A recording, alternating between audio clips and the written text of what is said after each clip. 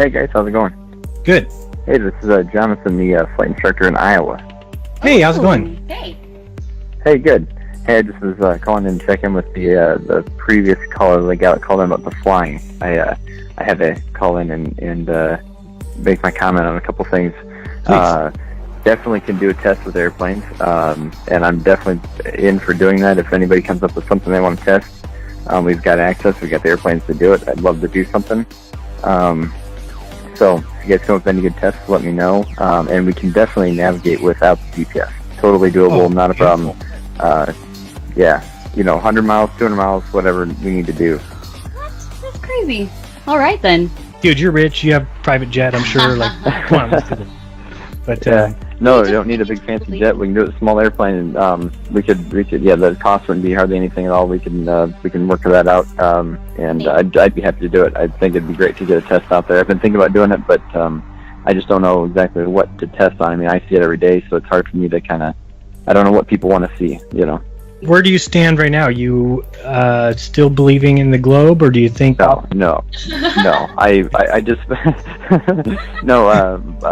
both myself and my girlfriend are flight instructors, and we teach people to fly. And we were both just in the last 2 days. We both came back from separate flights with students, and we both came back. And we're like, it was a really clear day, and we both said to each other, wow, we can see so much that we should not be able to see. We can see wind farms that are 50 miles away that should be, if we did the math, it should be 500 feet below the horizon from where we were viewing them at. We're not up really high. We're only 1,000 feet off the ground, and we see it all the time. It's obvious, and our instrumentation stays level. So no, it's amazing. It's pretty clear to us. I know. I want to go to Amazon and see if there's a gyro because that's that's our gyro that we have in the aircraft. I mean, it's there, it's working. It's just the problem is you can't get any information, and I've tried to track that down as well.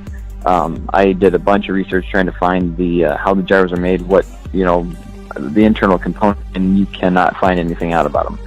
They're just perfect devices, and that's why they always show you exactly where you're at, but they don't take into account, hey, I should be upside down on the ball, or hey, I'm on sideways, or exactly. Yeah, they have no correction for gravity or anything like that. They're independent. So start here and come back here. And I've gotten calls like crazy from other pilots. They'll call me, and I've talked with lots of other pilots, professional pilots, airline guys that are retired out, and they all admit to it. They all say, yep, they said they've seen the same things, and they said the problem is you're never going to get a current airline guy to admit it because risk of losing their job. Yeah, I'm self-employed. I do my own thing. I'm not afraid to say what I want to say about it, but yeah. So I mean, we all believe it. All my friends that are pilots, they all agree on it. It's not the airline guys that are retired out, and they all admit to it. They all say, yep, they said they've seen the same things, and they said the problem is you're never going to get a current airline. We all believe it. All my friends that are pilots, they all agree on it. The airline guys that are retired out, and they all admit to it. They all say, yep, they said they've seen the same things, and they said the problem is you're never going to get a current airline. We all believe it. All my friends that are pilots, they all agree on it.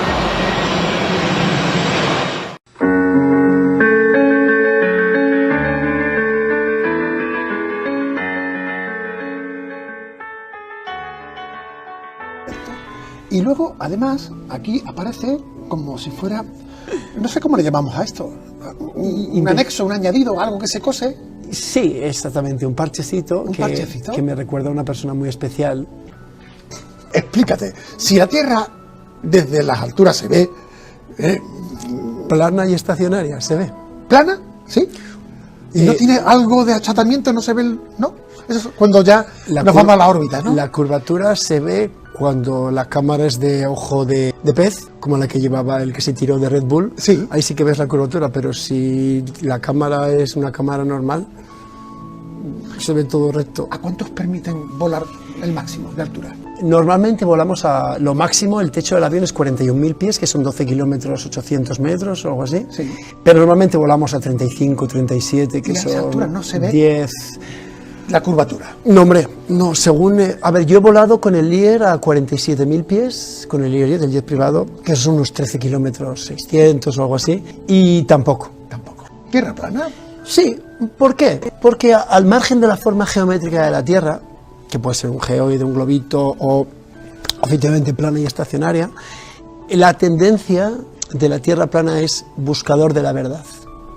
buscador de la verdad más allá de lo que me digan en Antena 3 o en Telecinco o en 4 o en la 1. Yo quiero saber qué hay detrás de, quién paga la tinta de, quién paga esa iluminación, amigo. Quién está detrás.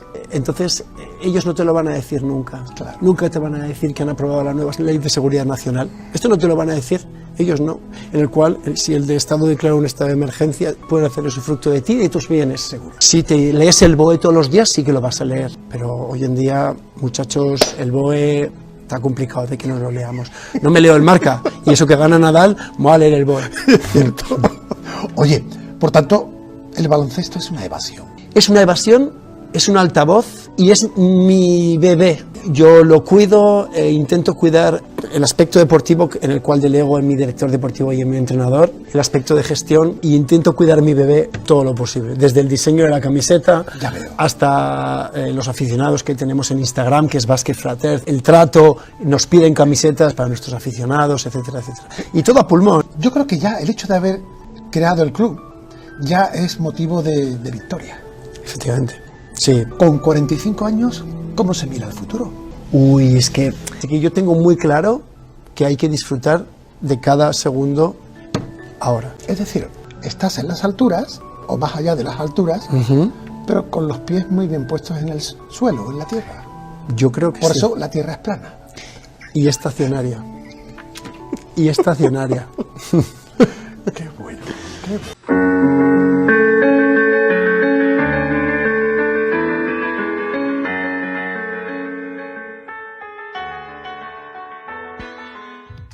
Been a military brat all my life. However, I've been in the industry of aviation for the last 21 years.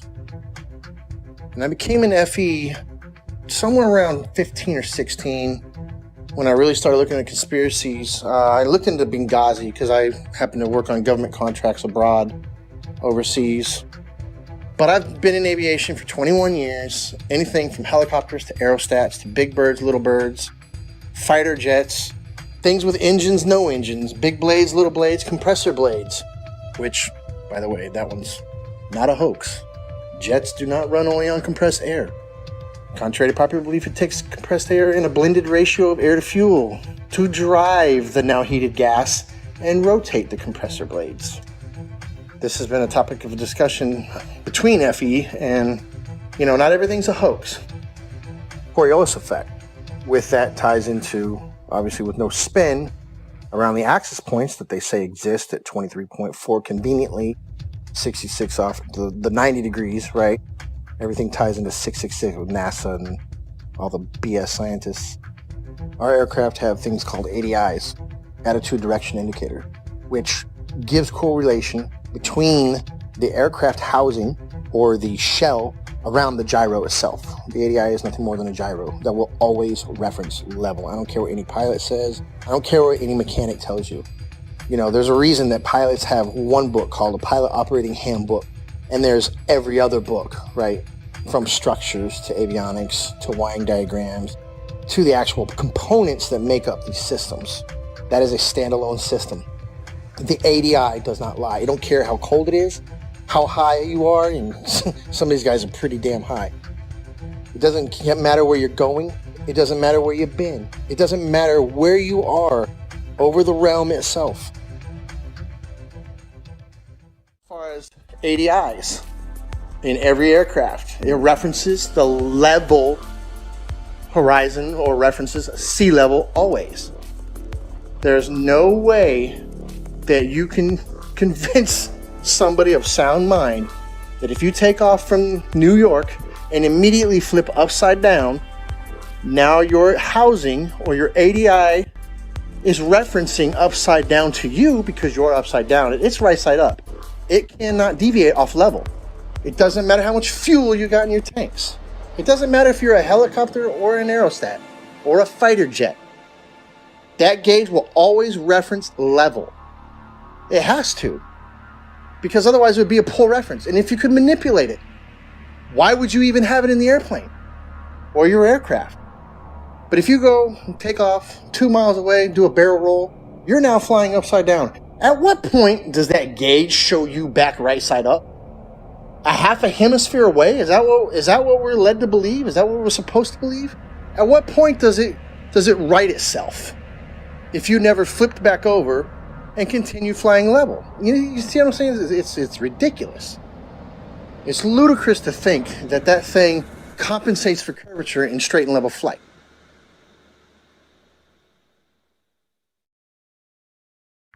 Interesting side note, I worked on aerostats for several years, and I always ask people who try to bring up gravity, well, how come my 4,000 pound, 74,000 cubic foot aerostat isn't getting pushed towards the ground? It weighs more than you do, which you believe gravity is pushing you down, right? Because these are some dense ass people. But how come the aerostat's not getting driven into the ground? It weighs more. It's definitely larger than the size of a house. It's more than size of most houses. So why isn't it getting driven to the ground? Well, that's because it's displacing less weight than the atmosphere or the medium that it's in. And I try explaining that. I don't know how many times you've probably posted something on this. I don't know how many times we're going to have to post something on this. But every time that little kid lets go of that helium balloon and starts crying. But truth be told, I've been to many countries, done many things, all things aviation. I can say with absolute certainty, and I can attest, the plane does not dip nose down to follow the curvature of the Earth, ever. Matter of fact, most planes have an airfoil that are 3 degrees nose up in straight and level flight. And the reason that is simple. If the nose of the aircraft was at 0 degrees or level flying through the air, then it would porpoise, right? It would be quite violent because some of the air would go over the nose and some of the air would go under the nose. And it would cause that nose to go up and down, which is literally like a porpoise or a dolphin out of water. And that's exactly what would happen. So the wings are designed, when they are level, the nose is 3 degrees nose up. The fact, 3-dimensionally, it is 2-dimensional. It is the amount of deviation that's required for you to come back inward. If you are walking east from north, meaning you are going around north equidistantly, and you walked in a straight line east 1 mile, you're going to have to deviate 8 inches back to the left to get back on the equator, right? Look at it on the flat Earth map, and clearly it makes sense. If you walked 1 mile in a straight line east, you have to deviate 8 inches after each mile to stay on the equator.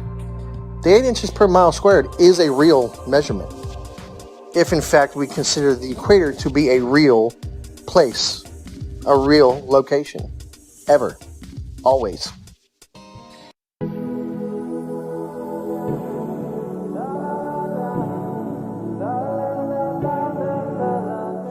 Is the Earth flat or spherical? It is flat. The Earth is flat or no? I know it's flat. You know it's flat? How long have you been flying for, you said? Over 30 years. My name is William Andres Lozada. I am a commercial pilot. I make videos for the internet, and this is one of the questions they most ask me on social media. Watch this video until the end to know the opinion of a commercial pilot about the flat Earth theory. Today from beautiful Puerto Buenaventura, a city on the Pacific, I share my thoughts. I always questioned many things in life and always wanted to go beyond. I believe in the saying that goes like this: a lie repeated 1,000 times becomes reality. That's why I decided to hear the opinions and thoughts of millions on people who have interesting theories about flat Earth. Even if you don't believe it, there are millions of people who do. Why is that the famous image of the blue marble has so many modifications in graphic design?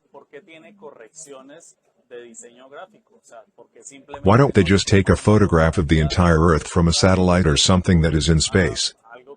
Take a photo that shows how it really is.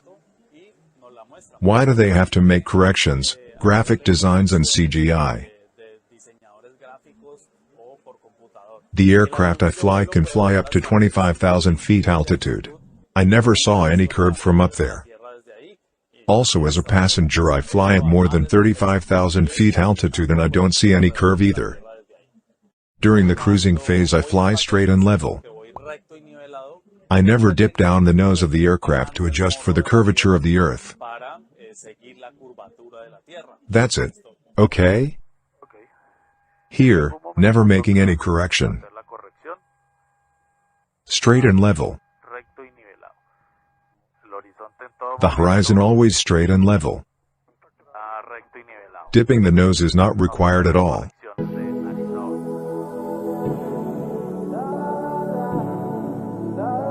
¿La Tierra es plana o esférica? Es plana. The Earth is flat or no? I know it's flat. You know it's flat? How long have you been flying for, you said? Over 30 years. Soy William Andrés Lozada, piloto comercial, hago videos para internet y esta es una de las preguntas que más me hacen en redes sociales. Quédense al final para ver la opinión de un piloto comercial acerca de la teoría de la Tierra plana. Hoy desde el bonito puerto de Buenaventura, una ciudad del Pacífico, he traído un pensamiento y es que siempre me he cuestionado muchas cosas en la vida y siempre he querido ir un poco más allá. Pues yo soy fiel a la frase que una mentira repetida 1000 veces se vuelve una verdad. Por eso he decidido escuchar las voces y pensamientos de millones de personas que tienen teorías interesantes acerca de la Tierra plana. Y aunque ustedes no lo crean, son millones de personas. ¿Por qué la famosa fotografía Blue Marble o la canica azul? ¿Por qué tiene correcciones de diseño gráfico? O sea, ¿por qué simplemente no le toman una fotografía desde un satélite o desde algo que haya ido al espacio, le toman una foto y nos la muestran? ¿Por qué tienen que hacerle correcciones de diseñadores gráficos o por computador? El avión que yo vuelo puede volar hasta 25.000 pies de altitud y yo nunca he visto la redondez de la Tierra desde ahí. Y también he estado como pasajero a más de 35.000 pies y tampoco he visto la redondez de la Tierra desde ahí.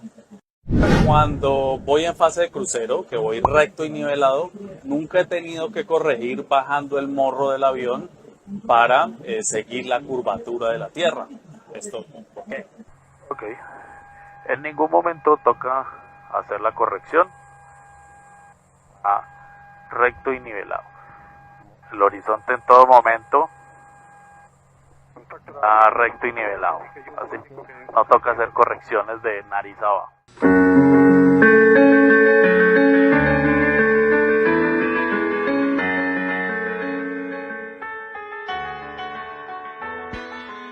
My name is Joshua Silva. I am a licensed commercial pilot and flight instructor. I have had a lifelong love of aviation and aerospace, and when growing up I even fancied myself an amateur astronomer. I would drag my family and friends, anybody I could, to every air show I could possibly find in Northern California. I was the only kid you knew, or anybody knew, that knew the various components on aircraft, spacecraft by heart. I absolutely loved anything to do with flying or space. But my love of aviation and aerospace never stopped. I continued studying, had an entire library full of aviation books of various military and civilian aircraft, military history, every aviation campaign and theater in almost any war. I studied religiously, and it was just out of pure passion. Later in life, many years later, I decided to become a pilot. As strange as it may sound, it hadn't occurred to me to become a pilot up to that point.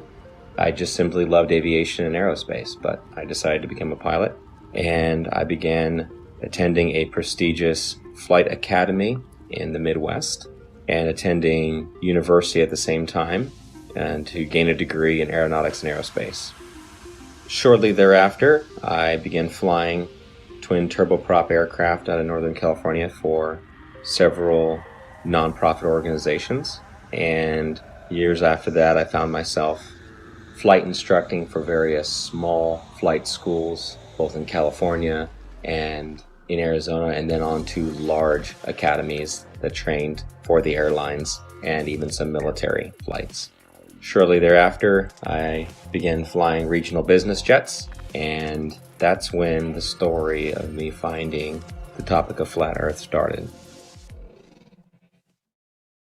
Could the Earth actually be flat? I began to see opinions and arguments that seemed logical, but I heard several arguments, which I now know were most likely disinformation, easily disprovable in the aviation world, but there were some that stuck with me. And so, myself being the way I am, I ran quickly, metaphorically, to my old textbook, and I opened my old textbooks, found them, unpacked them, cracked them all open, and even downloaded brand new copies in PDF form offline, of all these books to make sure that nothing had been changed. I thought for certain that I knew exactly what compensation pilots are trained while flying to compensate for the spin or the rotation of the Earth, for instance. As far as falling around a globe, that I assumed in my mind would be an aircraft's angle of attack. But upon more study, I found that not to be true. The angle of attack being the angle between the aircraft's flight path and the relative wind, which is something that pilots are very familiar with, and it's the idea that an aircraft has to be slightly pitched up, essentially to stay airborne, or a surface of that aircraft has to be pitched slightly to create a difference in air pressure to hold the aircraft aloft. And that is assumed, or was assumed at that time by myself and other pilots, to be the compensation one would make for falling around a globe while flying, period. But upon further research, I found that this was not the case, and it was not even mentioned anywhere. This compensation was not mentioned anywhere I could find in any resource that I had gone to flight school with. And they were extensive. There were many, many books, especially as one progressed towards the commercial flying side, especially elective courses, especially if you're going to university as I was studying aerospace, that you would assume, and I had assumed, that this was calculated for. Again, the big one that is oftentimes quoted is compensation for Coriolis effect while flying. And this is something I'd even taught my students about, and it's always assumed to be correct. We just assume. We're given the narrative from a young age, and everything is built upon that assumption, upon that theory. And so I thought I had the silver bullet. Coriolis effect. We always calculate for that. Well, as I began to look through the books and to look into the calculations given for Coriolis effect, the narrative began to fall apart even further. I began to see things I didn't notice when I was in school, such as Coriolis effect is actually never calculated for, but is assumed to be a part of wind correction angle. Wind correction angle is one of the many calculations pilots of all kinds make while flying to correct against winds in whatever volume or section of air they're flying through, which it could be from any direction, and you're flying through it, so you have to compensate a certain angle into that wind to hold a straight line. And then the big one is given after that. Well, GPS auto corrects for it.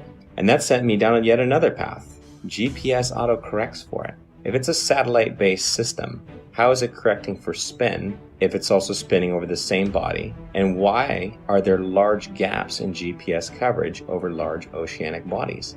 Do they just turn them off? It's just not worthwhile? There have been enough aviation accidents at sea, very far from shore, that would say otherwise. And if you gave the American taxpayers, the ones funding these satellites that are supposed to track aircraft, the information that, well, we're just shutting them off because it's not worthwhile, those 3 or 4 jets full of hundreds of passengers just have to use other navigation methods such as dead reckoning, which is basically using a stopwatch and guessing to the next checkpoint, essentially.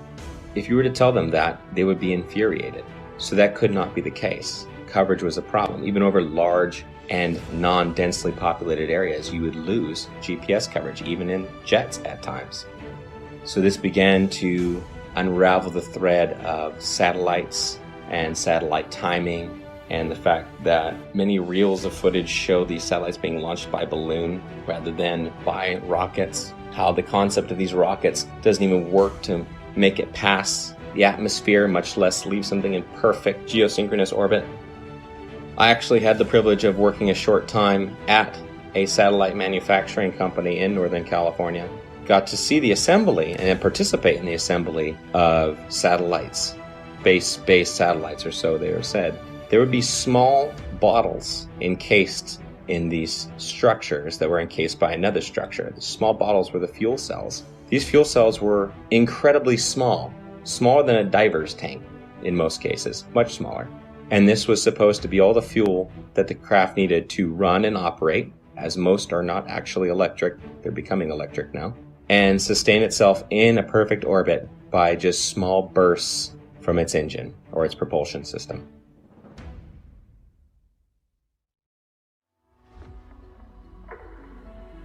The narrative began to fall apart. I would continue studying and finding that what I fear to be true is reality. That We have been lied to about just about everything. Upon researching military history and then military training and speaking with military gunners in both the Army and the Marine Corps that I know personally, I would ask them about Coriolis effect. And it was always assumed that, yeah, we compensate for the Earth being, a curve, that it would drop. We calculate for the Earth curvature. But even upon asking and having them look into their materials further and my own personal study, again, it found to be an assumed truth with no actual basis in reality. That they would calculate bullet fall based upon angular velocity, drop, friction, amongst other things. And curvature was supposed to be just corrected along with it, just like flying, wind correction angle corrected for Coriolis effect.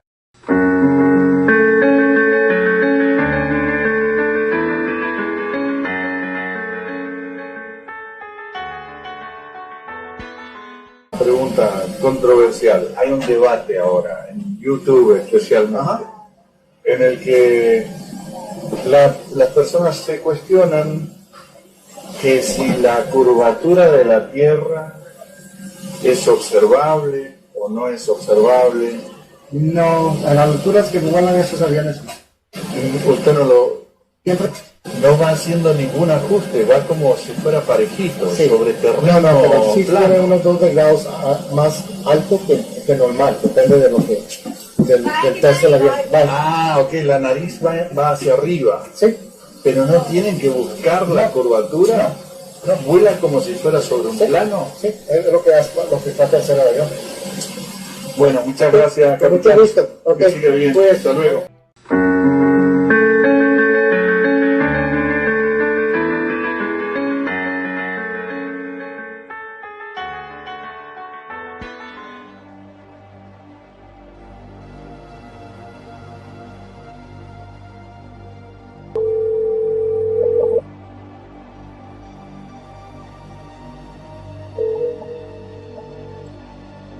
Good afternoon. Hey John, how are you? Pretty good, sir. How's everything there? Everything's good, can't complain. It's kind of windy out. Looks like it's gonna rain. But anyhow, I've been getting hit with these, questions regarding the flat Earth. People trying to get information out of me, and I'm not too familiar with the subject. Can you help me out? Yes, sir. Copy that. I'll give you a couple of relatively quick examples that you can also research and elaborate as well. Number one, I'm a pilot, and when I used to fly out of Long Island towards Nantucket, bottom line here is they're going to give you some type of formula for every 100 miles. They're going to give you some type of XYZ per kilometer squared. Keep it very, very simple. Every 100 miles will be approximately 1 mile. 1 mile is 5,280 feet. The actual number is 6666, which is of Luciferian origin, which really reveals who's behind all the conspiracy and cover-ups, for everything. But the bottom line here is a very simple formula is for every 100 miles, you have 5,280 feet, which is 1 mile of curvature. So 100 miles equals 1 mile of curvature. Now, if I'm going, let's say, hypothetically, from Long Island to Nantucket, that's about a buck and a half. It's about 150 miles. So it should be 1.5 miles. So let's just take a mile. So with aviation, you fly at certain altitudes, whether you're flying in a easterly, a northeasterly, to a southwesterly direction. So hypothetically, I'm flying easterly at hypothetically about 4,000 feet, which is an even number. If you add 5,000 feet of curvature, that would be around 9,480 feet, which does not exist. So the bottom line is pilots know every 100 miles that you travel, you would be dipping the nose down to compensate for 1 mile, which is 5,280 feet of curvature. So there's the proof right there that there's something very fishy with this globe Earth situation, because scientifically it doesn't matter. Also, there's a semi-classified naval communications device. When ships are communicating ship to ship on the ocean, U.S. Navy, semi-classified laser communication NAVCOM device, which also does data as well. So if they're communicating with ships 70 miles, 100 miles or more, like I said, every 100 miles is a mile of curvature. So it wouldn't work because lasers operate line of sight. They operate in a straight line. There's no curvature to the laser. So the bottom line here is the Naval NAVCOM classified, semi-classified system that they use to communicate ship to ship, that operates on a laser, and if there was curvature, anything over, like I said, 100 miles is 5,280 feet of curvature, and the ship's diameter is nowhere near that, which you know. So there's another example, the Naval NAVCOM communication device. Also, there's a woman, female KLH pilot, KLH Dutch Commercial Airlines. She got fired from her job a while back for questioning this issue. Now, they didn't throw her out of the company, but they gave her like a desk job, so this way they kind of keep her around and quiet so they can control. She's a very sane and rational woman. If they ask her, what happened, and she starts talking, it's going to raise serious questions. So we got the KLH pilot, we got the Laser NAVCOM, U.S. Navy. We've got my personal experience flying from Long Island to Nantucket. This should be at least 5,280 feet of curvature added to the 4,000 altitude average while heading easterly. So there's something very wrong there. The numbers don't work. The Globers, definitely scientifically, we're looking at flat earthers have some very, very, very valid points according to those three examples. Thank you. You got it, brother. Anything else? No, that about answers my question. Quite a lot to take in. I've taken some notes. Thank you. Thank you again. You're welcome, sir. Any questions? I'll be here for a while. Contact me anytime. All right. God bless. All the best. God bless.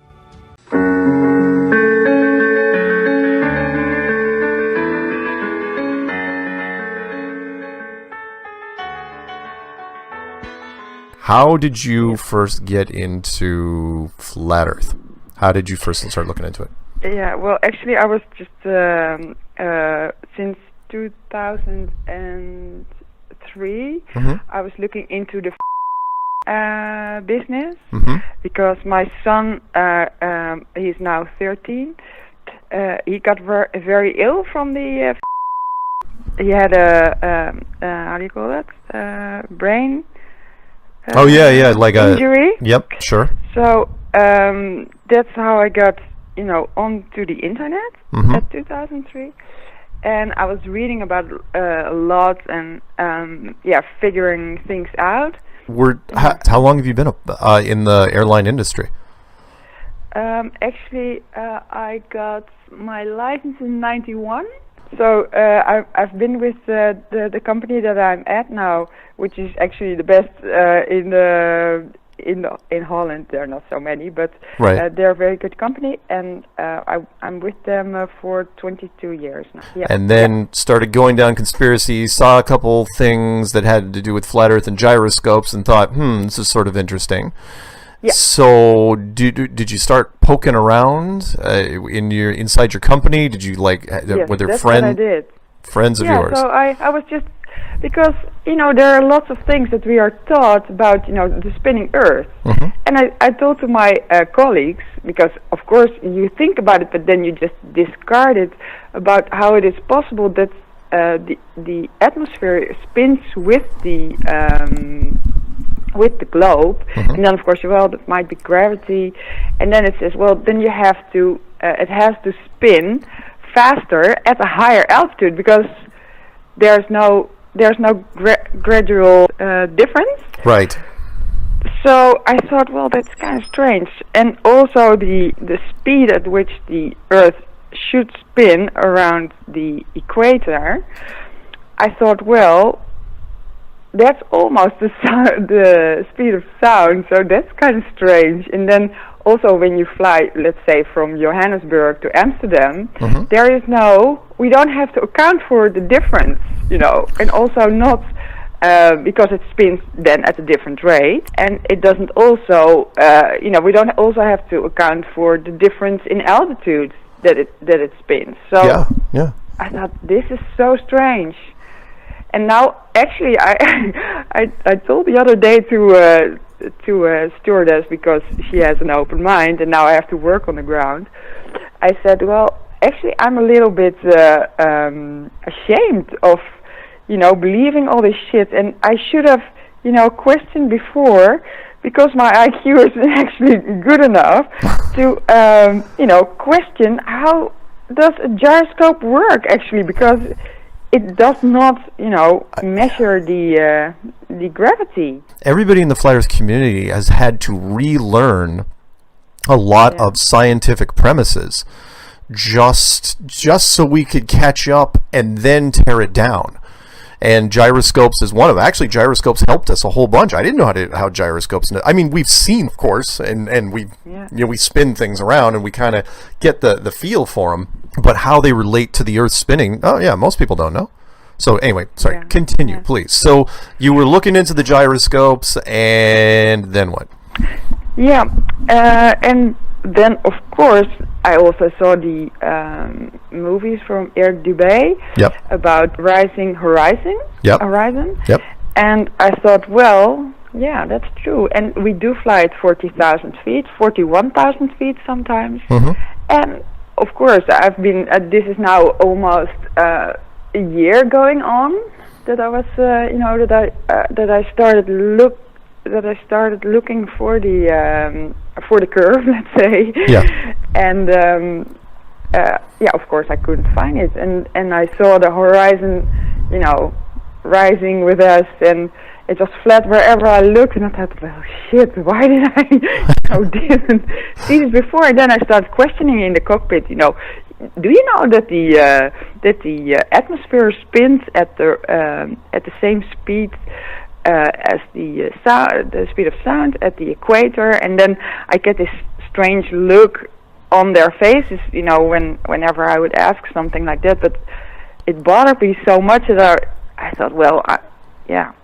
this has to, go out there, and I thought, well, you can just discuss these things, but obviously not.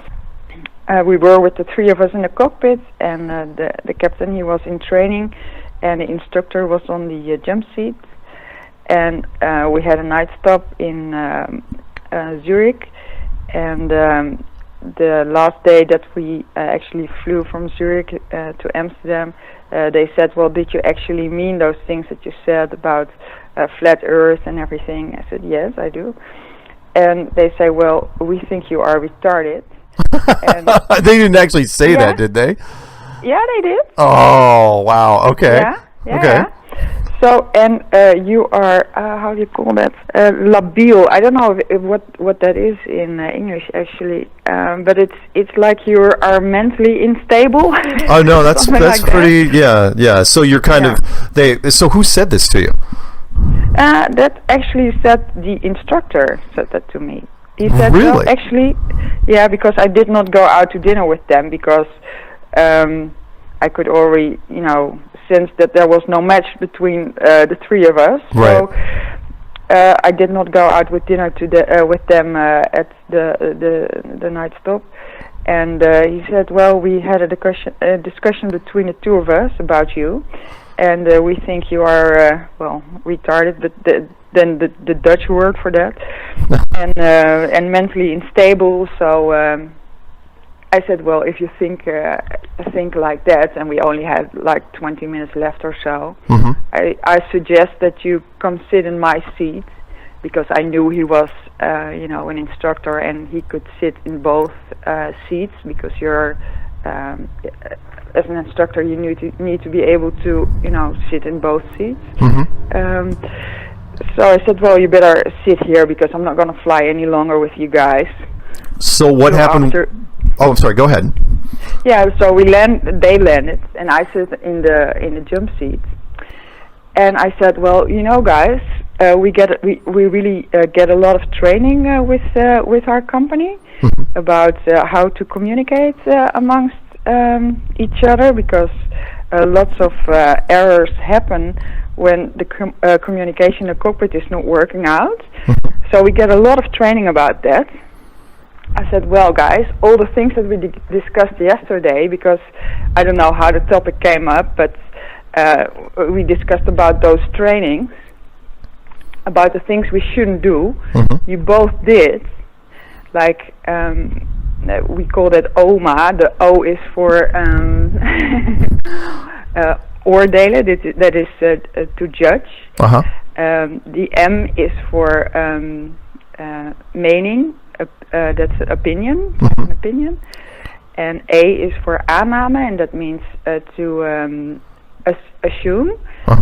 So I said, well, those things you both did without even questioning me.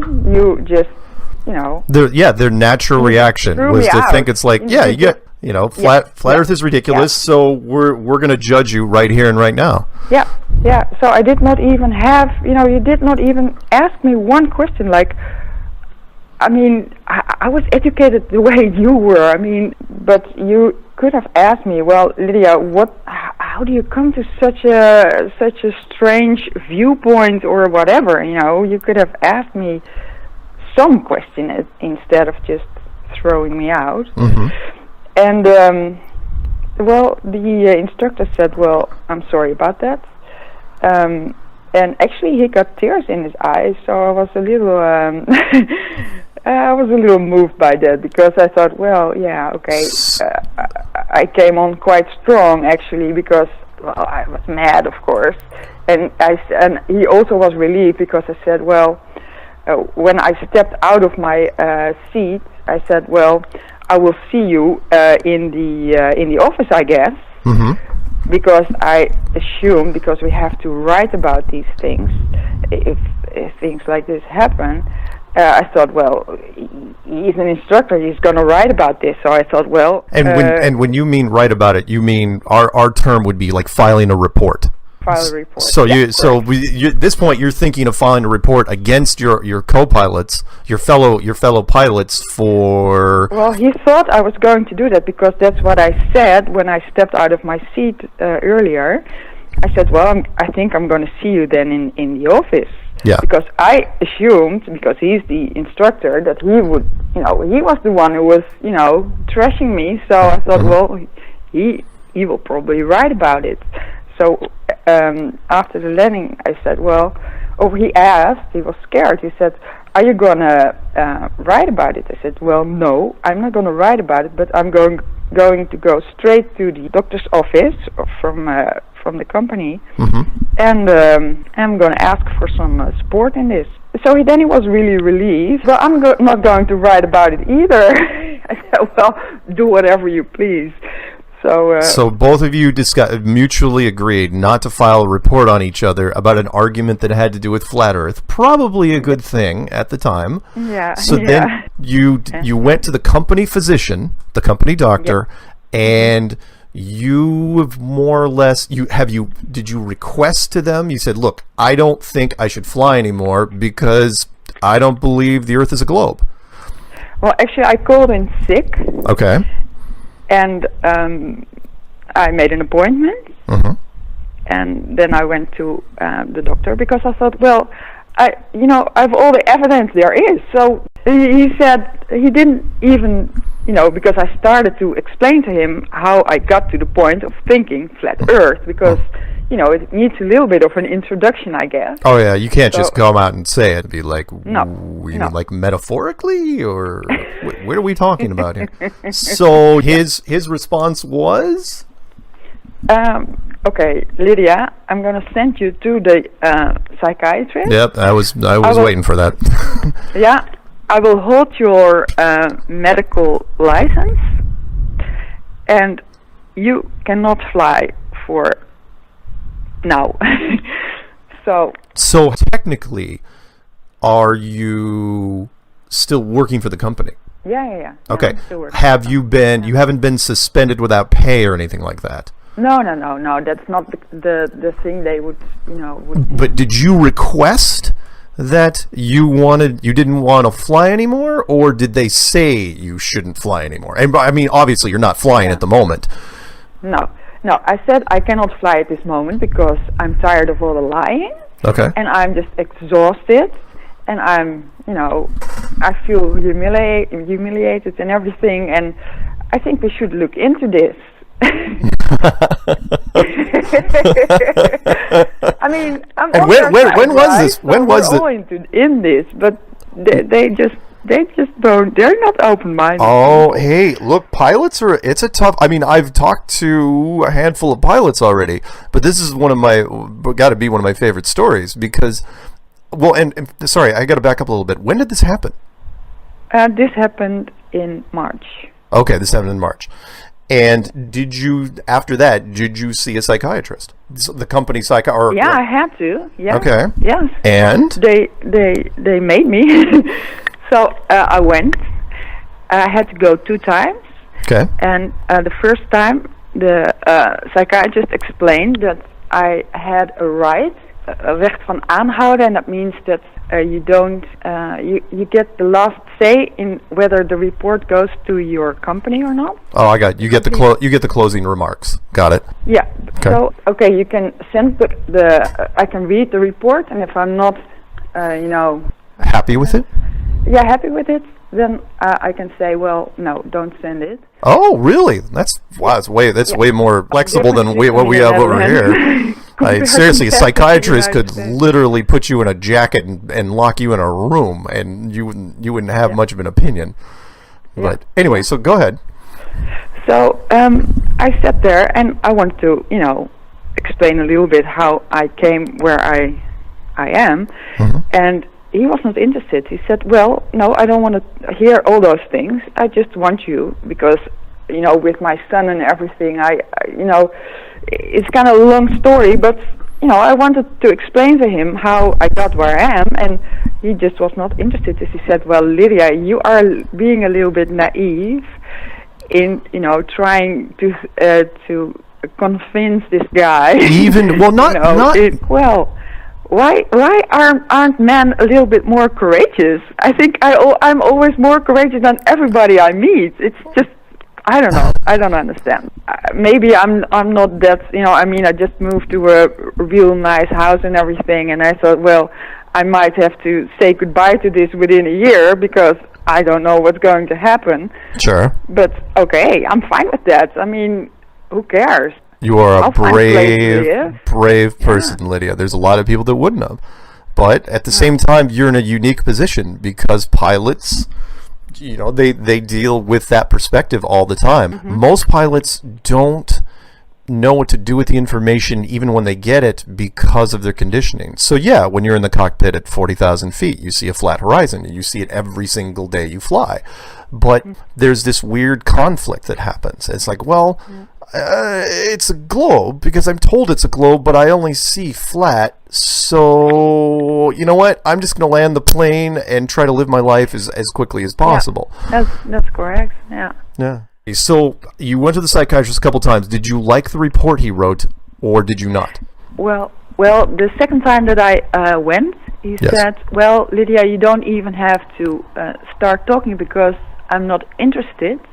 I think you know where this is going. I said, well, yeah. He said, well, I will. I think it's called delusional or something like that in English. We have another name for that in Dutch. So I said, well, okay. I said, you didn't even have a glance at anything I'm here for, and nope. He said, well, nope. I am aware of conspiracy theories, he said. And he said that chuckling, so he was laughing.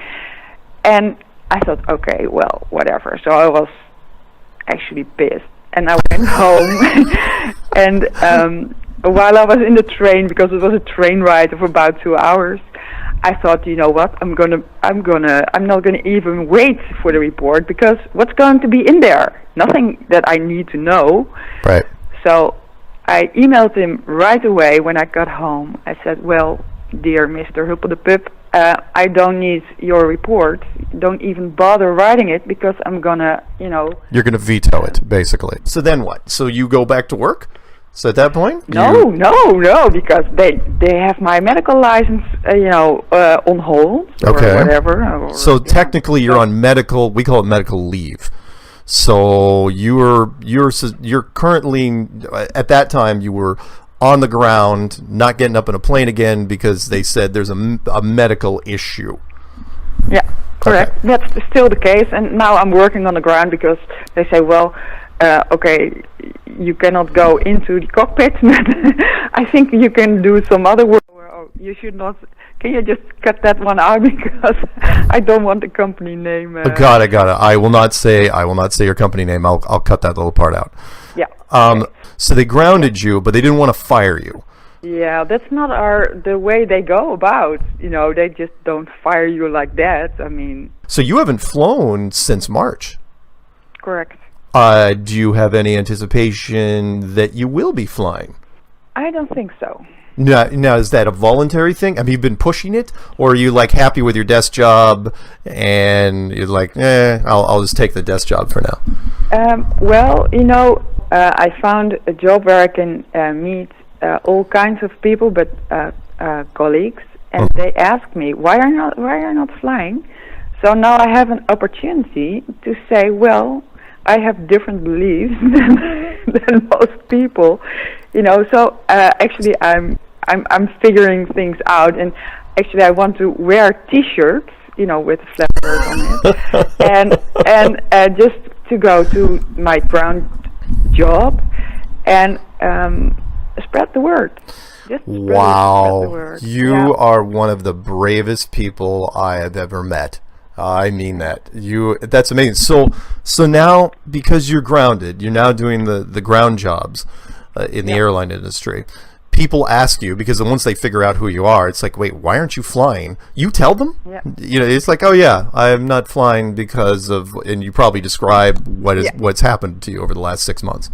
Well, I've just started like 4 weeks ago. So, and I only have to come in 2 times a week because I work 50%, so I don't have to go there very often. Yeah. So I just wanted to meet my colleagues there, and you know, get to know them. But I just started. So the last time I was there, I said that I believed that, and the moon landings were fake. And actually, there are 2 other pilots also, which have some issue why they have to work on the ground because there's something medical, and they laughed at me.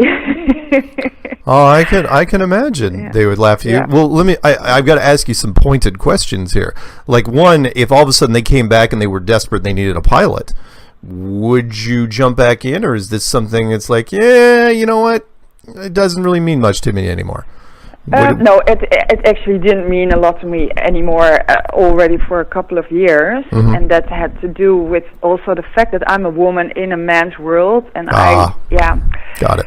Yeah, sometimes you just think, well, I'm really open-minded. I mean, that's why I, you know, got into this in the first place. But also, when you are working with people who are totally not, there is hardly any connection, right? And I miss that. So I actually have more fun with the stewardesses when we are somewhere than with my colleagues in the cockpit. So nice. Yeah, so I don't really miss it. The other day it was really windy. I thought, well, now I miss it because then you can, you know, practice your skills a little bit and do some real flying, and that's the part that I miss. But the whole life around it, I don't miss. No. So I wait a minute. So do pilots secretly like bad weather, or is this just you? Because wind scares the hell out of people. Just so you know. I know. But you thought it was fine because when it's not too bad. Yeah. Because we do like that. Yeah, I'm sorry. What part? The landing on a windy runway type thing? Yeah. Oh my god. Yeah. because it's a challenge. You were just bored. It's like, oh come on. Yeah, that's true. Normal landings are so boring that pilots just kind of hope for something, you know, like an icy runway. Hey, is there some ice on the wings? No ice. No, not ice, but wind. That's so tricky. The wind is okay. Yeah. Yeah, but you wouldn't like deliberately try to fly through some dark clouds or anything. No, it's not like that. It's not like courageous in that way. No, that's not the way to go. No. We're very careful. I'm a very careful person. My children always say, "Well, Mom, you drive like a snail. Come on, hit the gas." I can see that. So when you see like a 20-mile-an-hour crosswind coming in on the runway, you're like, "Ooh, yeah, buckle up." This is going to be fun. 20 is nice. Yeah, that's even hardly anything. I'm sorry. I did a lot of business travel, so now that I know this is good. This is good stuff. Here, so you've been in Flat Earth now for what? Less than a year officially? Yeah, less than a year. Less than a year. November. Yeah. And you've watched a whole ton of videos and read a whole bunch of web pages. Yeah. Is there and you probably talk, I mean, it doesn't sound obviously like you're shy about talking about this with people. For you as a pilot, or in this case a grounded pilot, what was but you flew for a lot of years. What was the biggest thing for you? What, because everybody, I could talk to 20 different flat Earth community members, and they'd all have a different answer to this, which is, what is the one thing that flipped in your head where you were, half asleep on the couch? It's like, holy smokes, that's it. The gyroscopes. It's just the gyroscopes, because I thought, well, it cannot work on a globe. No, can't. Because and also the speed of sound at the equator. Those two things that. So the spinning of the Earth, the atmosphere going along with basically the Coriolis effect. You're not adjusting the flight path for the Coriolis effect, and you guys are going from north to south a lot. Yeah. And in fact, you were saying you were flying to Johannesburg from the Netherlands? Well, before I flew the 737, I flew the MD-11. So then we went to Kenya, not to Johannesburg. That was just an example that I gave you, but I've never been there. But Kenya's fine. That'll work. Yeah.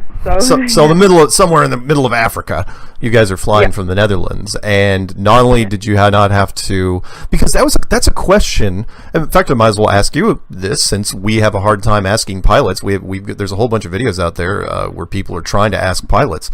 When you know how the gyroscope works, and you know how the curvature of the Earth works. So from a pilot standpoint, do you ever see any instruments, or do you have to set anything in the cockpit that constantly adjusts for the 8 inches per mile squared? Or every 50 miles you would have to adjust about 1,700 feet? No, nothing. Never. No, never. The only thing is that I was thinking about, but I also saw that I cannot find it anymore. That's really a pity. But we have this inertial reference system, and it has like really advanced gyros, the laser ring gyros, and it has accelerometers on it, and you can, when something goes wrong with that system, you can reset it, and you can have the heading back. Yeah.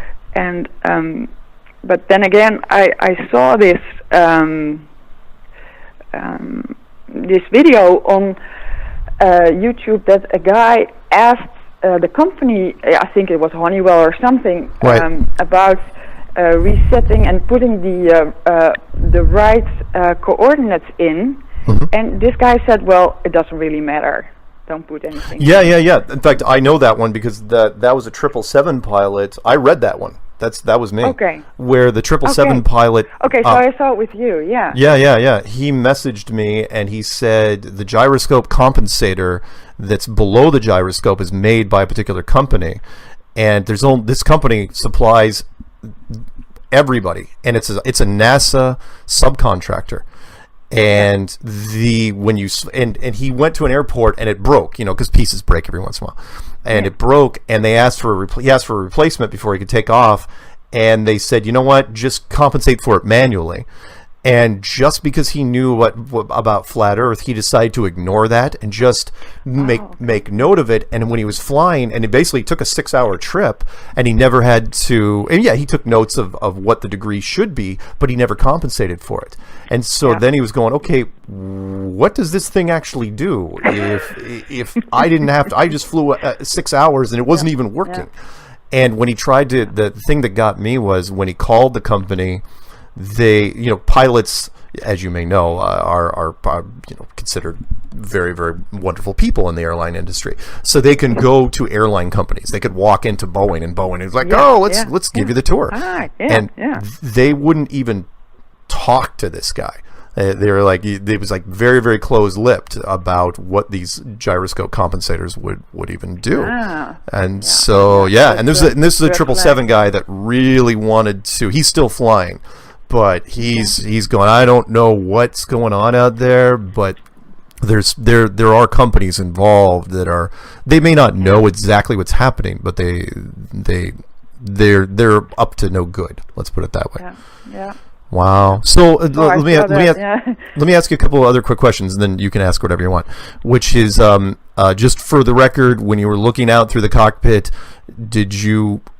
before you got into Flat Earth, did you even think about the curve, or was it just one of those things that was in the back of your head? And then when you found out about Flat Earth, did you look out the window differently? Actually, I never thought about the curve. Never. Maybe that's strange, but I really no. didn't. Why would you, right? Yeah, I don't know.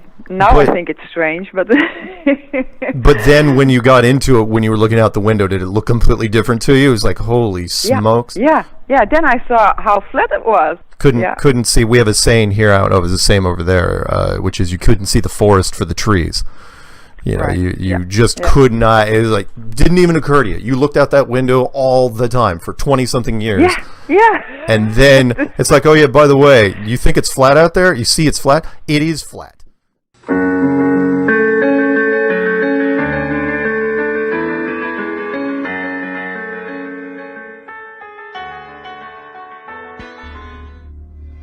Hola, mi nombre es Héctor Requena. Soy terraplanista desde el 2016. Este tema lo descubrí accidentalmente, me agradó mucho y desde ahí lo empecé a investigar.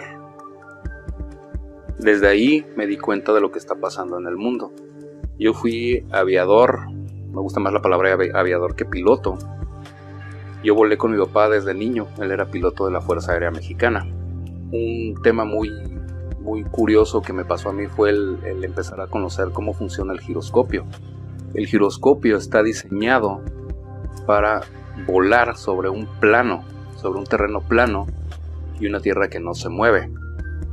Todos estos temas me llevaron a seguir investigando.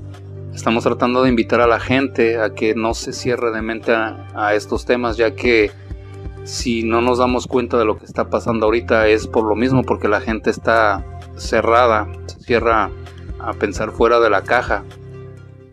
Yo invito a la gente a que por lo menos sea un poco más abierta de mente hacia estos temas, porque la verdad es que esto está muy fuerte, se vienen tiempos muy difíciles ahorita y debemos de estar conscientes de que el sistema nos está manipulando de una manera muy grande.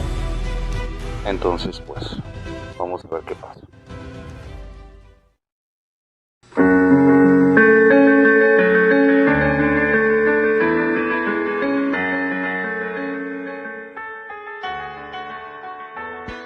I woke up to the truth of the flat earth, shape of the earth, as an engineer and a pilot.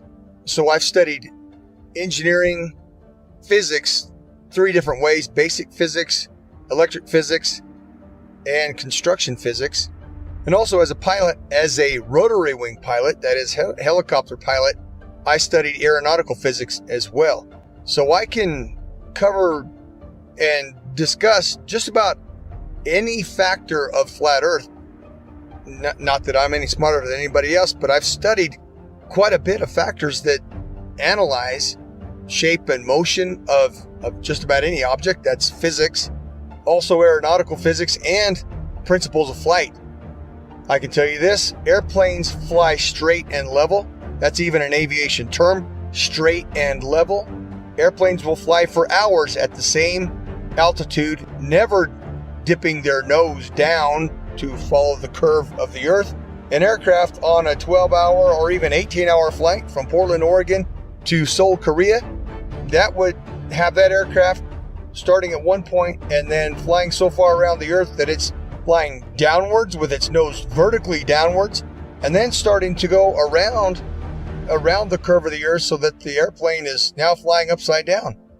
Would have to make that kind of a flight path on a globe, which is, it's such an absurdity. So that being said, I come into the true shape of the Earth, the flat Earth. As a skeptic, like most anyone else, I'll tell you my story. My buddy told me about this. He said, Rob, you need to learn about the ice ring. You need to learn that the Earth doesn't move. This globe is garbage. And I laughed at him. I said, are you kidding me? I'm not even gonna look into that. And he said, that's fine. He said, that's fine. You don't have to look into flat Earth. But until you do, he said, until you do look into flat Earth, you will remain a slave of the Matrix. And interestingly enough, at this point, this was more or less November, December 2015. I had already mentally resigned from the U.S. military for 3 years. I had already resigned because of Benghazi. I realized, and I saw for myself, I'd been working with U.S. as an Army officer, working for State Department for a good 10 years. And so what I did, I turned my physics awareness, I turned my studies into analysis of the shape of the Earth. Radar is simply another form of radio transmission. Radio includes anything within the range of the electromagnetic spectrum. Electromagnetic spectrum, also known as light. Radio is the transmission of light, whether it's visible light or radio waves which are not visible. When it comes to radio transmissions, there must be a transmitter and a receiver. There can be a reflector or a transmittal unit along the way. However, in the end, there's got to be at least transmitter and a receiver. And in the case of radar, radar transmits a signal and it bounces off a reflector and then it comes back to the receiving station. Or it can go to other stations if they're set up in the network properly. Long story short, radar emits a signal, it bounces off something, and then it returns to a receiving unit, and the receiving unit maps that reflection accordingly. If there is no reflector, then there's no return signal, and then the object does not show up on the radar. For example, it's off the screen. Notice, there's no curving around anything. It goes out in a straight line. Radio signals always travel in a straight line. So the transmitter sends the signal out to the target, bounces off, and it comes back in a straight line. Radar cannot travel over the curve, and hence radar is dependent on line of sight, direct beam from the transmission to the target. It reflects and it comes straight back. There is no curving around anything, thus is radar. The fact proven from multiple points that there is no Coriolis to the motion of the Earth. And I'm speaking from a pilot's perspective, also an engineer's perspective, because I obtained a degree as an engineer before I went to flight school. So I'm both a pilot and engineer at once. So, number one, there is no rotation of the Earth, proven by the fact that a helicopter pilot can hover the aircraft indefinitely, motionless, above a single point of the Earth. If the Earth were spinning, as soon as that aircraft left the ground, the Earth would spin out from under it. Now, somebody may say that the air of the atmosphere rotates along with the Earth, which is one of the most absurd concepts imaginable, because if that were the case, then all wind would travel with the Earth. There would be no alternating wind currents. When we know that the jet streams fly overhead, clouds move in multiple directions overhead, and a kite flying over the stationary Earth, the fact that a kite flies because of wind passing through, that proves that the Earth does not, that proves that the air does not move in unison with the Earth. Number two, airstrips do not rotate away from a landing aircraft. Anybody who's seen a pilot's view when an aircraft lands, well, the aircraft lands to a motionless airstrip. If the Earth were rotating, the pilot would have to turn to the angle at which the airstrip is rotating away and land at the speed of the airstrip, which is absurd, simply absurd. Airstrips do not rotate away from the aircraft, and on an east to west landing strip, if the aircraft is landing to the west, the airstrips do not land moving towards the airplane. That's insanity. Okay, simply stated. I've done many of them personally. I've flown more than 1,070 hours in both helicopters and airplanes. And I will tell you factually that aircraft meet their checkpoints, they take off, they meet their checkpoints, and they land exactly as planned on a flat stationary map. No pilot, I say again, no pilot has ever accommodated for the rotation of the Earth when planning flights and takeoff to checkpoints along the way, and then landing. Pilots can plan so well that they can take off and land hundreds of miles away down to within 30 seconds of their planning because the Earth simply does not rotate. Yes, absolutely. Number one, there is a rate of descent. A rate of descent, and we can all imagine. These are simple concepts, and I'd like to reiterate that in all of my technical discussion, in any of our technical discussion, it needs go further than, meaning it doesn't, we need no more complexity than 10th grade science, 10th grade math, Pythagorean theorem, 10th grade physics, 10th grade chemistry, basic chemistry. This is chemistry 101, college level, 10th grade chemistry at the high school level. One can imagine if an aircraft is flying at elevation 35,000 feet, well, it has to descend to land on the ground. Well, it's still flying in the air. It's not going to point its nose straight down and go straight to the ground. No, it's got to gradually descend from altitude down to zero. Well, we call that rate of descent. A lot of people don't talk about this. Now, I'm bringing up a new topic to Flat Earth, and I'm really bringing up a new topic to the average pilot. The average pilot does not talk about rate of descent. And how do I know? Because I've talked with several pilots, and they cannot quote their rate of descent. Why do I know it? Because I memorized Army Federal regulated rate of descent, which was 500 feet per minute. For 18 years, I memorized 500 feet per minute. That's for my first 2 years as an Army aviator, I memorized 500 feet per minute is the standard rate of descent. Well, that's for landing. Okay, let me reiterate. That's for landing to a full stop when the airplane wants to land to the ground and stop. That's 500 feet per minute. But we, in the Flat Earth community, we know that for an airplane to fly around the globe, the supposed globe that is, there's a rate of descent associated with 8 inches per mile squared. So if we do the math, the 8 inches per mile squared at the average, assuming an average airspeed of 500 miles per hour or that's really a ground speed, but it's moving through the air at 500 miles an hour. Associate that with 8 inches per mile squared. Well, the math gives us the following: 2,777 feet per minute rate of descent for that airplane to follow the globe. Okay, and that is a continuous descent, not to land. That is a continuous descent while the aircraft is at altitude flying along. Wow. Well, let's compare that. Let's make the comparison now. 500 feet per minute to land the airplane to a full stop at an airport. On the globe, the airplane has to descend continuously at 2,777. That's more than 5 times the rate of descent for a landing, and that's a continuous descent. So I did some more math today, by the way, Vika. Thank you for asking. It's average 500 feet per minute. Okay, so I looked up gravity, 32 feet per second squared. Okay, that's the quote supposed gravity, right? If you drop something, it in a vacuum, okay, it falls at 32 feet per second squared. Well, let's convert that to feet per minute. That is 1,920 feet per minute. Okay, that's gravity. Now, let's remember, an airplane flying around the curve of the globe at 500 miles an hour must maintain a rate of descent of 2,777 feet per minute, which is almost 1,000 more feet per minute than something falling in free fall. That's absurd. That's the most absurd measurement we could have. So I'm bringing that to the flat Earth community. That's what the math gives us, Vika, and everybody else. Can we see the perspective here?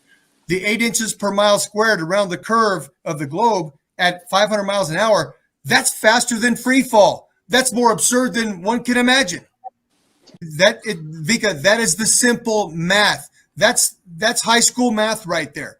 So, I've been intrigued, and I keep taking notes as you keep talking, that there's always this new, it's not new measurements. It's not new. Rate of descent is nothing new. Standard.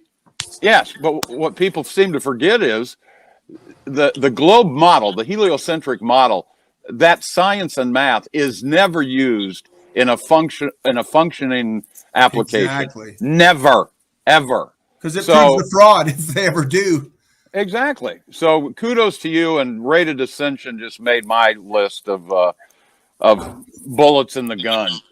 That's a foundational effect of flat Earth, isn't it? It's a foundation. Amen, brother. Amen. That and elevation angles, that and you triangulation, and I mean the list just keeps growing and growing and growing. Thank you. I don't want to take a lot of time here, but thank you, Rob. Yep, and that's my point, Lon. That is exactly my point, and that's why I send out these messages to everybody in the group, so everybody can see and understand. Anybody can do this math.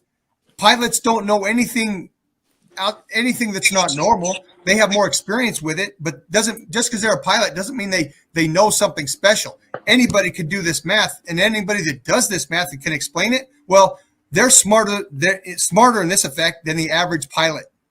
Amen. Take it and run. Amen. So I sat in that co-pilot seat for so many times, and had I known then what I know now, it just would have been a no-brainer. I know you bring a plane up to elevation, to your altitude. It's locked in, and you don't bring it down until your point of destination is arrived at. It's point A to point B. That's it, and there is no curvature. So, all right. I don't know what to add after you guys. I'm so happy to be here. You guys are amazing. You know what I noticed that at 500 miles an hour, you move about 40 miles in 5 minutes, and I don't ever see any chemtrails with any sort of curve much to them. Well said. And they're always straight lines. Yep. So guess what, if you can follow a plane for 5 minutes, that's a good amount of time. 40 miles is going to show something. Gene, that's a prescient observation. Prescient, not precious, but a prescient, but precious as well. Guess what? My mother pointed that out to me this week. I'm not sure I know what that word means. My own mother pointed that out, so that's awesome. I have a couple. The first comment by FE Patriots: at a speed of 500 miles per hour, the plane would fly at just over 8 miles per minute. Therefore, the rate of descent in the first minute from the starting position is just under 50 feet and then increases exponentially. Yeah. 31 miles at the end of the 500 miles of its flights from the starting position. So that averages about 2,800 feet of descent per minute. Wow. There you go. That's exactly my calculation. 2,777 around the globe. Exactly. FE Patriot's pretty good. He's really good. That's all fictitious. Thank you for joining us too, FE. Fictitious. Yep. It's a dreamland. The globe is from fairyland. Dreamland. Non sequitur. Non sequitur. Yes.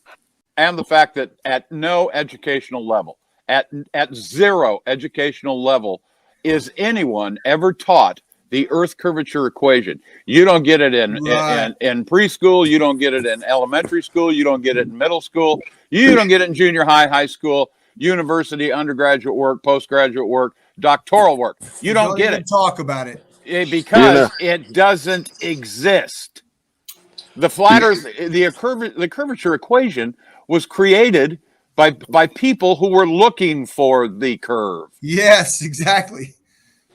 But you know what equation they gave us that makes zero sense is E equals MC squared, and you can't apply it. Yeah. You can't apply that to anything in real life. That's to support their myth of the nuclear bombs. That's all that was. Yeah, and gravity. Hocus pocus to cover hocus pocus. That's their magic fairy dust.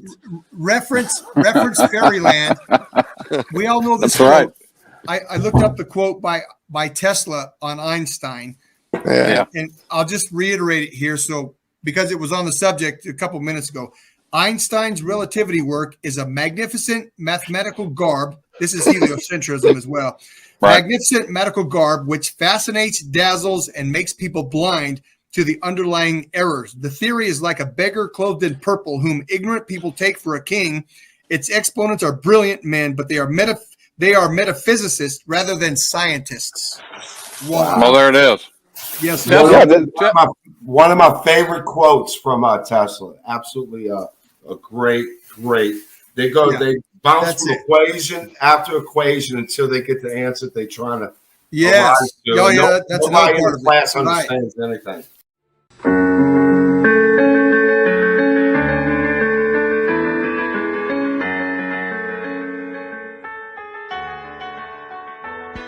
With Mike, and Mike's call sign is Cujo, and Mike is an F-16 fighter pilot, retired, and he flew F-16s for many years, and he is the guy that Ben initially made the video about a while back, and he has decided that he wanted to go public and come out, visual, because, well, I'll let him tell that story here in a little bit. But we're really glad that he has come out with us. And, Mike, it's really great to have you on Globebusters. This is fabulous. Well, geez, I really appreciate it. You guys are have been my television for the last number of years. And it's like I'm talking to celebrities. So if I'm a little nervous, like a little girl, don't make fun of me. Okay. Well, we'll try and keep that mellow. So, obviously, you've already, you've been in it for a while. You figured it out a few years ago, and you decided recently that you wanted to go public. Because you were kind of encouraging doctors, to speak out about what they know about the current pandemic, and you decided that who were you to advise them to do that if you weren't going to take steps in the same direction? I mean, tell us a little bit about that. Yeah. Thanks for keeping that YouTube friendly for me, because I may not have been able to do it. No problem. Yeah. I mean, I think I would be a really big hypocrite if I'm trying to hold them to task because they don't want to blow up their gig. My gig's kind of gone and behind me. There's nothing you guys can dig and get me fired from. So there you have it. But yeah, it's that's part of what's held me back was that my wife's a professional with the military as well. She's done almost 40 years and is retiring soon. So I wanted to start talking about this because there's just too many lies in the world now. It just seems like everything is deceit, and it gets overwhelming. And one of the biggest things that have been holding me back, I was talking about all the brotherhood and that from my squadron days in the past. One of the main things that you worry about as a fighter pilot is not dying or anything else. It's looking bad in front of your buds, or getting one of them killed because you didn't do something that you were supposed to do, or there's a lot of I don't know, I can't think of the word now, but you understand what I mean. It's you take that very seriously. And they're like family. You take it exactly right. And I don't want any of those guys to look at me and say, geez, what happened to Cujo, But I will tell you that those guys, to the man, were the smartest people I've ever known. And all they have to do is go down the road that I went down, and they're going to be sitting on this side of the screen as well, because it's obvious. But the reason you don't ever look into it when when you're in the moment is because you just figure the earth is just vast, you don't see curvature because it's huge, right? So you don't ever think to question it. I remember, I don't know, it was probably 2015. I don't know when the first basketball player or some sports figure came out and said, "Oh, the earth is flat." And I'm like, "Oh my God." Well, I had a little bit of time. I'm like, what's that? So I start to do a little research, right? And I go, and guess what comes up? Flat Earth Society on the top thing. I read that. I go, what a freaking moron, these basketball players. Right? So about a year later, one of my daughters actually said, "Dad, you looked into Flat Earth at all?" And I'm like, "Come on, no." And she's like, "Oh, there's some pretty compelling stuff. I think you might be interested." And again, I had some time. So I started digging into it, and actually found, I'm pretty sure I started with taboo conspiracy stuff and seeing Too Far and those things, and Antarctica, really, that your video about Antarctica's closed or whatever, that was a big one for me too. But the See Too Far, and I never even thought to wonder what the curvature formula is, right? 8 inches per mile squared, that ain't vast, man. The distances that we were working would have made a huge difference in my visual and radar presentations on a day-to-day basis. I know that it would have. And, I just can't hop back 20 years and put it to the test. I wish I knew then what I know now. And actually, some of my goals about this is hoping that some young fighter pilot will go, I'm going to check out what that old bastard says, and go out and do what I'm going to describe to you guys in a minute to put it to the test. I hope it happens, but yeah. Well, you guys aren't going to look at this. They're going to Google it and look at Flat Earth Society. Exactly, and that's exactly it. Like We've said that so many times to people, that the Flat Earth Society is the first line that the alphabet agencies have put out there to draw people to them, and of course, then they tell them a story that's utterly absurd. And then the reaction is that people say, this is crazy. They walk away from it. They do exactly what you did. So when they got you to go to the Flat Earth Society and you walked away shaking your head going, these people are nuts. I mean, they did their job, right? So it's cool that your daughter suggested that to you. And it also tells me that, you think a lot about what your daughter thinks. You obviously have a lot of confidence in your daughter. And, I tell you what, man. Just to put this out there, I've been so very blessed with all of my children that haven't been into drugs or any of the crap that a lot of people have to deal with. And my youngest now is like 32 or 33. You never keep that stuff straight, right? But I'm 60, and it's adult kids. You think your kids are fun when they're at a young age, but adult kids are even more fun. I just love it. And we listen to her, and some of them think I'm maybe a little bit crazy, but most of them are going, maybe true, but I don't care. That sort of thing. That's a common one, the I don't care. I wonder how it's common. Yeah. I don't understand it, because for me, it's like, it means everything. I mean, we've been lied to since we were born. To me, is not, I don't care. That's like, one of those things that we got to tell everybody. I think there's an element of laziness in that statement, right?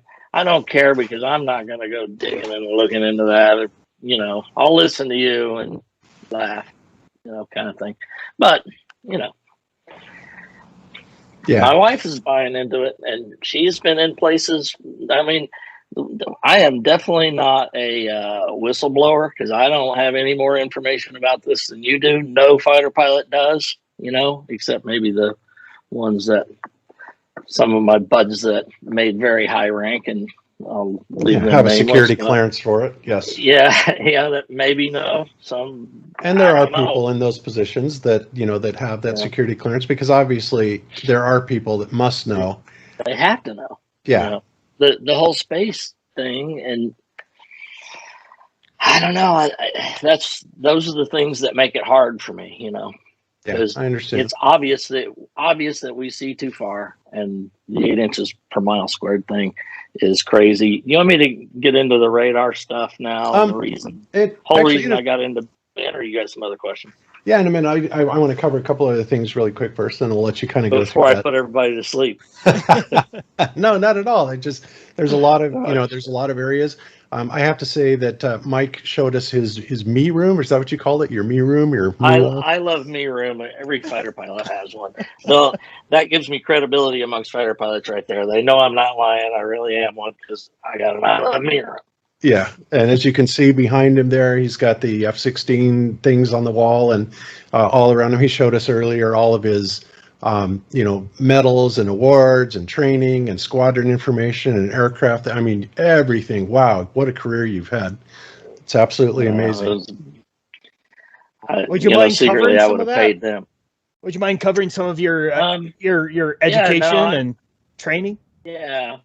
Well, in college, I got really lucky. I always knew I wanted to be I thought I wanted to be a civilian, kind of like a corporate pilot or something like that. I wanted to fly. I've been flying since I got my license on my 16th birthday. So I've been flying for literally as long as I could have. I was blessed with that and at a young age, but, ROTC in college, there's a 2-year program and a 4-year program. I had longer hair back then. I almost said back in the day, but I didn't say it because that would be. I'm watching you. Anyway, 2-year program, 4-year program, and I'm like, I'll take the 2-year program. Why would you do 4 if you can get it done in 2? Well, I was talking to my advisor one day, and he goes, it was like in the end of the first semester. What do you want to do? Kind of thing. Well, I need to get in the Air Force and get hours so I can be a pilot. Right.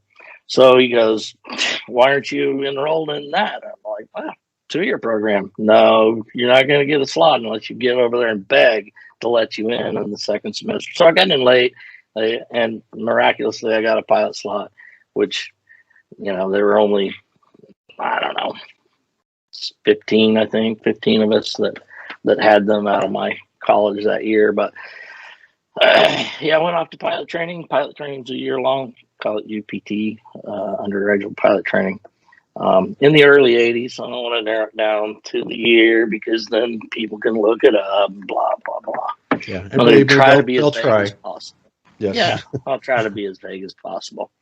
But I was fortunate enough to do well enough to get a fighter out of there. We only had, six or so fighter assignments out of 30 people. So I got a fighter and got my first choice. I got an A-10. So I went and flew A-10s at a very beautiful location in stateside. And did that for 3 years and then ended up flying OV-10s, which is, you get a bad deal for a good deal kind of thing. The Air Force always does that to you, Bob. You probably remember, here's a shiny thing, but you got to do this thing first, right? Yeah. I went and did OV-10s, but I loved it. I was a forward air controller, and so close air support was a big thing to me. And I learned so much, even though the top speed on the OV-10 is like the actual airframe speed is 350, but you can get anywhere near that, even straight downhill. But anyway, from there, I got my good deal. I got my F-16 out of there, and I did that for 12 years, mostly in Europe. But one assignment, my last assignment, was back here in the States at an exercise facility where I got to fly every block and model of the airplane. It was pretty awesome. Wow, that is incredible. That's it. And you mentioned you have actually been in combat situations as well. Can you talk about any of those? I had the opportunity to fly in combat. I have about somewhere in the neighborhood of 400 hours in combat. Had some surface air missiles shot at me, but it's kind of a funny story where, disciplined, trained fighter pilots, right? And you would, in training, it's always, if a surface air missile comes up, or simulator or whatever, you're very direct on the radio, like, you know, Cujo 1's defending Sam right 2 o'clock bearing 045, you know. No, in the real situation, you just get on the radio and sound like a little girl and yell, Sam! I have a buddy Buster that every time I talk to him, he yells, Sam! But yeah, not my coolest moment ever. In every situation, you want to sound like calm and collected on the radio, right? So, you know, you got an engine on fire, you're supposed to just go, yeah, engine on fire. I'll be ejecting here shortly. I don't know how I That's would neither here report. nor there. You guys have to pull in the reins on me. I'll get off on a tangent. I'm old. That's okay. I have no idea how I would report a, you know, like a Sidewinder coming up my 6. Yeah. Well, this was an SA6, and I was a little nervous about it, but I got even later. Excellent. But okay. That's a story for another day. All right. Beautiful. So, all right. So you've been looking into this for a while, and as you told me earlier, you started in with Ben's stuff, and then you kind of came across Jaron and then Globebusters, and that was awesome to hear. And you know, I have to tell you that what you're doing here is amazing, because so many people are afraid to speak out because of the consequences and what they'll try to do to you. You know, you have people like Wolfie 6020 out there and George Nutsack, and, you know, these people will try and go after, you know, people's careers, and it's horrible what they try to do. So I have to say it's very commendable. It's very brave. And, you know, you've already kind of gotten a taste of that with Wolfie 6020, and you've had some interactions with him. And I'm just curious, you know, you mentioned to me earlier that he gave you a quiz, you know, he gave you his airline, you know, pilot quiz. He thinks he knows everything. And when you answered the question, then he came back and then accused you of simply looking it up. And it's like, well, geez, you know, anybody could have looked it up. I answered his questions right too, but that didn't stop him from, you know. There's no winning with those guys, right? They're going to try to do, well, debunked in 2 minutes. And by the time I left Ben's chat on that video, I'm like, I'm just out of here. And then, of course, because I disappeared, it's, obvious he was not whatever. You know, I'm not in a in my previous life, it was rare that my integrity would be called into question. So I didn't even really consider that kind of thing. I should have. I mean, I don't believe everything I see on the internet either, but, you know, whatever. But yeah, Woofy 911 369, whatever his name is. Yeah. Well, he's like I said, paid, so. he is a paid operative. He's bragged about it, and nobody can stand him. He is a liar to the nth degree, and you know, he's the guy that they call in when they really think they've got a problem, right? And why they would, you know, we've had our interactions with him as well, especially recently with the Second Son thing, and I just thought it was ironic that they would call him in. You know, it's like, what, like this airline pilot is supposedly a expert on astronomy now, and you know. And the accusations that he comes up with are just crazy. So I wouldn't think too much about him. And, you know, people are going to look at you and they're going to judge you on your own merits and, you know, what they think of you, the man, and not what Wolfie says, because Wolfie has pretty much shown his hand and what he is and who he is. And that's not a good person at all. Well, I appreciate that, Bob. But, you know, like I said, there's no way to argue with those guys, because any question you answer, you just looked it up on the internet and he's not a real pilot, whatever. It's not like it's that special. You know, I was just a pilot that kind of started thinking about 8 inches per mile squared ain't that big. Yeah. And you know, it's funny though that you say that, because I didn't think that much of it either, you know, and I got my pilot's license back in 1978 also. And it was like, people think that because you're a pilot, you have this magical knowing, right? About how all the curvature of the world works. And it's like, no, they never teach you about that in any part of flight training. In fact, everything they do teach you is directly related to a flat stationary Earth, from your textbooks, which literally come out and state that, to your first days in your aircraft with your flight instructor. And he says, see that point on the horizon out there? You pick that point and you fly to it. and you will fly a straight and level flight, you know, and it's that simple. It is, and I remember, you know, I'm talking 40 years ago. I remember, like the first day in academics at UPT, it was reading that statement in the book is like, this all assumes a rigid aircraft, you know, flying on a stationary flat Earth, and you're like, well, why would they do that? And then my mind goes to, well, the other stuff would just be too complicated in calculations, and you know they can't teach that to dumb pilots, right? So that's kind of what I thought, and I forgot about it, and that was that. You know? Yeah, it's easy to do that, but you know, and then when you finally do realize it, you think about all the things from flight planning, you know. Whenever you set up a navigation to go anywhere, it's all based on a flat Earth. I never even thought about the horizon, the eye level thing was a big deal. I mean, I never thought about it, but from the first day in formation training, you know, you're looking at the other airplane and your instructor goes, if he's above the horizon, you're below him. If he's below the horizon, you're above him. If he's on the horizon, you're level. 100% fact. All the time. Pitch outs and rejoins. We used to do these exercises where you're flying together, and the flight lead would give you the pitch out signal, and you'd pitch out and you do a big 180 degree, 360 degree turn, come back at 6 o'clock, and then he'd go into a turn and rock you in for a rejoin, right?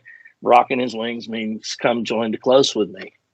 And fighter pilots talk with their hands, so that's more proof right there. I'm a freaking okay. Sorry, but you know the technique was put the guy about a fist above the horizon, get up on the wing line, and drive in level, so that if you overshoot under him or behind him, right?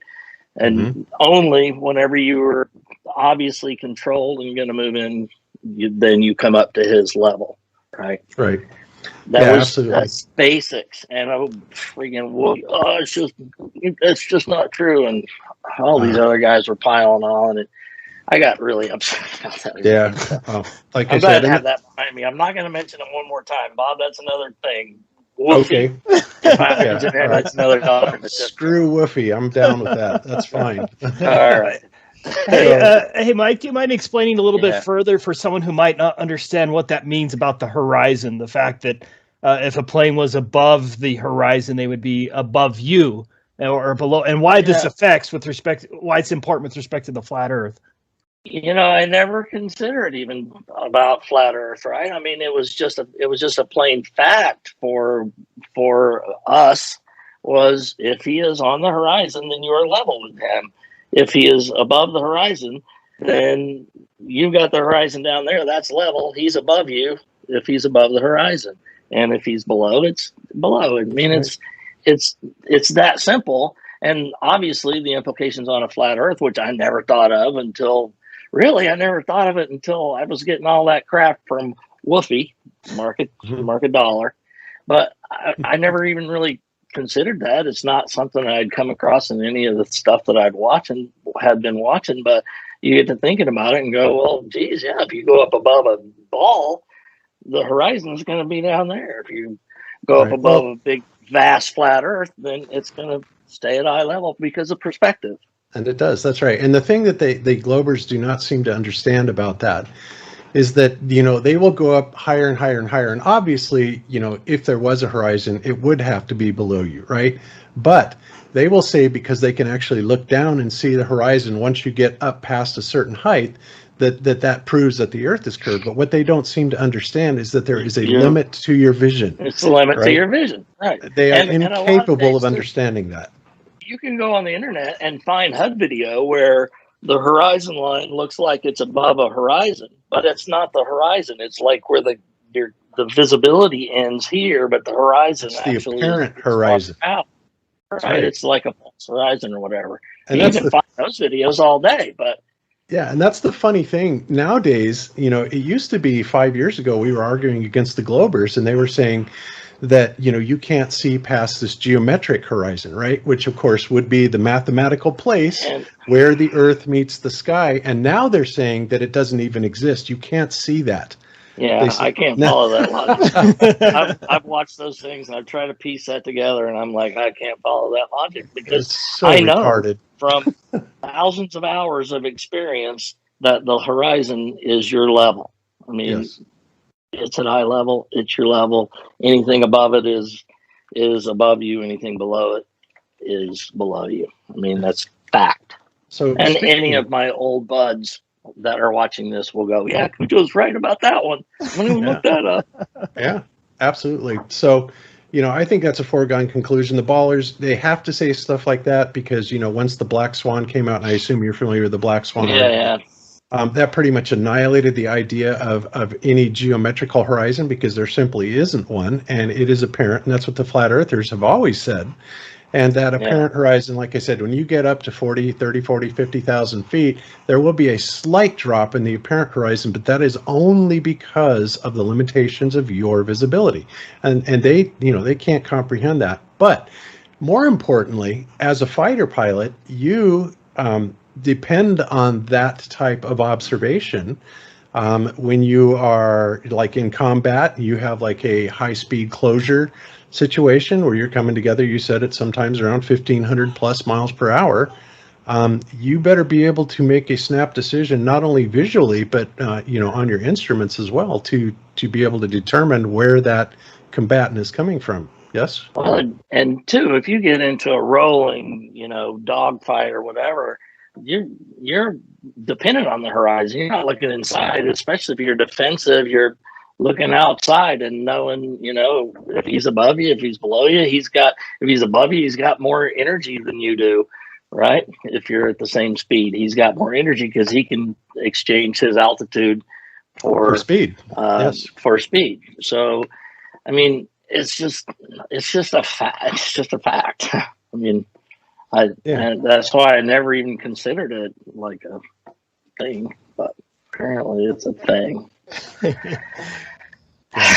So, you know, that was one of the videos. And of course, Ben, I don't know if you saw it, but when well, I'm sure you did, when he played your video, he actually ran an instructional video about the particular piece of equipment that you were using when you were scanning with the radar. Can you talk about that a little bit? Well, I don't know if I know exactly your question. The APG-68? Yeah, APG-65. APG-68. Yeah, sorry, I didn't know the model. Yeah, I can tell you how that works, not like from a beeps and squeaks level, but from I can tell you that part of it. Yeah, I can tell you that part of it. Yes, I'm the radar guy. Well, this radar on the Viper is it's got a huge scan volume, right? Plus or minus 60 of the nose left and right, and 4 bars up and down. They call it plus or minus 64 bar or plus or minus 32 bar, whatever, right? So these 4 bars are the scanning bars, like, and I'm pretty sure, but I would have to, this is 20, even like my training in F-16s was over 30 years ago. So take some of this with a grain of salt, but I'm pretty sure that like your radar, you can see my fingers, right? Mm-hmm. Your radar is like a flashlight beam, right? Yes. It radiates out. It's slightly divergent. I guess in a cone, or it really in Doppler radars, it's more like a square maybe. But at any rate, it's like this. And I think this is 30 degrees, right? So 4 bar would be, it starts up here, 60 degrees to the left, scans over, 60 degrees to the right, drops down 1 bar, which would be 30 degrees, right? Scans back. So the bottom is basically at your nose. It's level. If you got the L strobe in the notch in the center, it scans back. So you've got the upper 60 degrees covered, right? To twice at 30 degrees. Then it drops down another 30, scans back all the way back over to right 60. Then it drops down again, scans back to drop that other 60 degrees. So I'm pretty sure it's 120 degrees this way and 120 degrees this way. This way, I'm not positive about, but I'm almost positive. Okay, so that's a huge search volume, right? That's if you go the rate, and there's ranges that you set in the radar. You can set it at 10, you can set it at 20, you can set it at 40, you can set it at 80.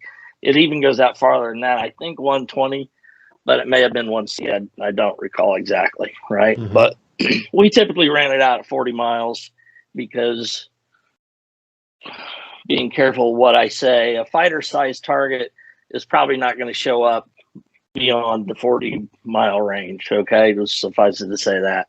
So we pretty much ran, if you're just fully scanning, not really going to fight, you're running plus or minus 64 bar, both you and your wingman and the other element if you've got a four ship, right? Everybody's running that, just keeping it wide open. When you're going into a fight, though, you're like training fights. I never was in an air-to-air engagement in combat. That was they never came up to fight us. I did kill some MiGs on the ground, though, in a place I dropped bombs on. Anyway, that's beside the point as well. I'll go off on tangents, man. You gotta reel me in. That's okay. Hey, we like hearing it. You just we'll reel you in if you get too far out. No problem. Okay. So typically, our engagements, you would have your adversary, we call them red air, and we're blue air. We're the good guys. They're the bad guys. They would split off and they would go to a point at least 40 miles away downrange from you. And this is all in protected airspace, right? You would have blocks, altitude blocks. For blue air is 0s to 4s, red air is 5 to 9s, right? That means like from 10,000 to 14,000 feet is my airspace. It skips 1,000 feet and goes 5s to 9s. So the red air is in 5s to 9s, 15 to 19. And then it would skip another 1,000 feet.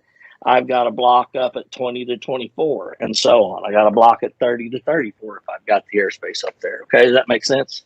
Absolutely. So all sorted out so that when we come at each other at 12 to 1,500 miles an hour, then until you have complete SA on where everybody is, you don't leave your block. You stay in your block until if you go into a bad guy block, you got to know where everybody is, right? Mm-hmm. So whether you're fighting 2v2 or 2v4 or 4v4 or whatever, kind of need to keep track of where everybody is. And that's the hard part. Air is hard for a simple-minded guy like me. I knew some really smart guys that could just four-dimensionally fight a battle. They were awesome. I wasn't that awesome. I was great air to ground, but air to air, I was okay. I could hold my own, but it was the hardest thing. Anyway, so the radar, you get this 40-mile set, right? Everybody has a search responsibility. I'll just say that we're in a 2v4, okay? 2 of me versus 4 of them, right? Mm-hmm. We're separated by 40 miles. We're going to push, which means we're going to fights on. They come in whatever formation they're going to come in, and we're going to do our tactics to defeat what their formation is. They can come into us at, wide line abreast. They can come out into us in a post hole, high, low stack kind of thing, or lead trail formation. And you've got to adjust your tactics to come into the merge at a position of advantage against them so that you can kill them, right? Mm-hmm. If you can't kill them in the face before you get to the merge, which is ideal, and avoid dying by a missile in the face on the way in. And that's a whole nother story.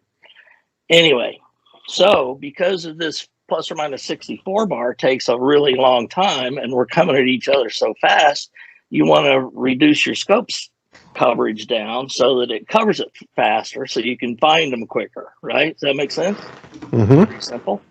Absolutely. So what we would typically do is I got my wingman line abreast a mile away from me, right? He's over there, I'm over here.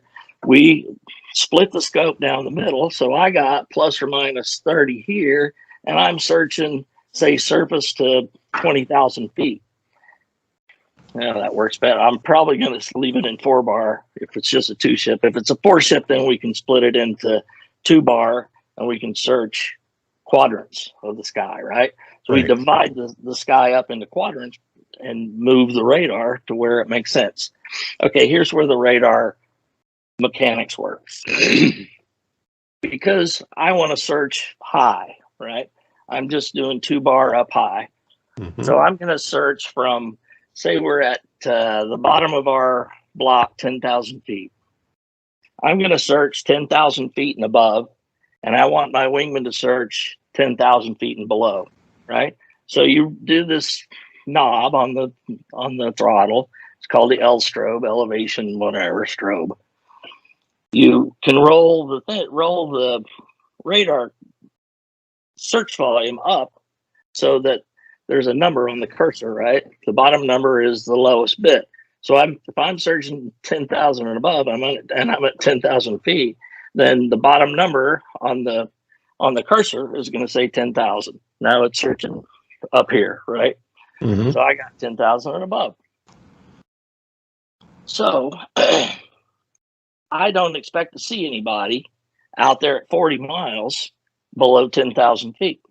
What is that telling you now? I'm at 10,000 feet. I got the lowest part of my radar looking above 10,000 feet at 40 miles, but because I just ran my cursor out there and I set it there. What happened to the curvature between me and 40 miles? I would really be searching higher than that, right? If I set the cursor, the bottom of my cursor, basically level with the nose of my airplane, can you see what I'm saying? Mm-hmm. I there and I run that all the way out to 40 miles. That the numbers change because the search volume gets bigger, but just the upper number is going to change because I've got this bottom set, right? Right. So the and theoretically, because it's 60 degrees higher, so the volume is higher out there, but that bottom number doesn't change. I roll it all the way out to 40 miles. It ought to be this dropping bottom down. Ought to be dropping. That's right. Higher. Because otherwise, if it didn't, then the problem is going to be that somebody's going to literally slip in under your radar. That's literally. Exactly right. Exactly right. That doesn't happen. That doesn't happen. And it would also happen this way, wouldn't it? When I scan out there, when I'm looking 60 degrees right, 10,000 and above, and 60 degrees left, 10,000 and above, I'm losing guys under over there too, right? Because it's curving this way. Mm-hmm. So I would have no coverage below, you know what I'm saying? I do. Yeah. And yeah, absolutely. In other words, what they have completely failed to do in these situations is to set you up to be able to cover the curvature of the Earth. Because there isn't any, because that would be a gross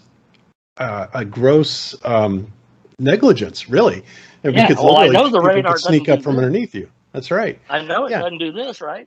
It right. does And this. some people will say, well, then how come you just don't turn on your max radar all the time for full range? Well, the problem with that is way too long to get through the whole scan.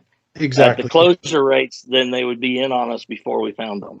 That's right, because you have in radar, you have a pulse recurring frequency, a pulse recurring time, and depending on how those are set is what depends what the maximum range of the radar is, okay, and also the resolution, whether or not it's going to give you data back, and the response time as well, because all of that stuff takes time. You said resolution. Here's another word for you to confirm I'm a fighter pilot. Res cell. Guys can hide inside the resolution of your radar at range. They can be basically inside of 1 pixel, right? Mm-hmm. So you got a 2 ship coming in together, and it looks like one guy. And then when it gets close, oh no, I've got 2 there that I was going after with this tactic, and now I'm outnumbered 1v2, right? Yep. So res cell. Anyway. Radar Mechanics 101, they built it for a flat, stationary Earth. There's no doubt about it. And my goal is for some young fighter pilot to listen to what I just said, go out tomorrow and set the bottom of your L strobe on your altitude, run it out there to 80 miles, and that bottom altitude on your cursor will stay the same out to 80 miles. Whereas it should get bigger, right? Because the Earth is curving away. That's right. Bingo.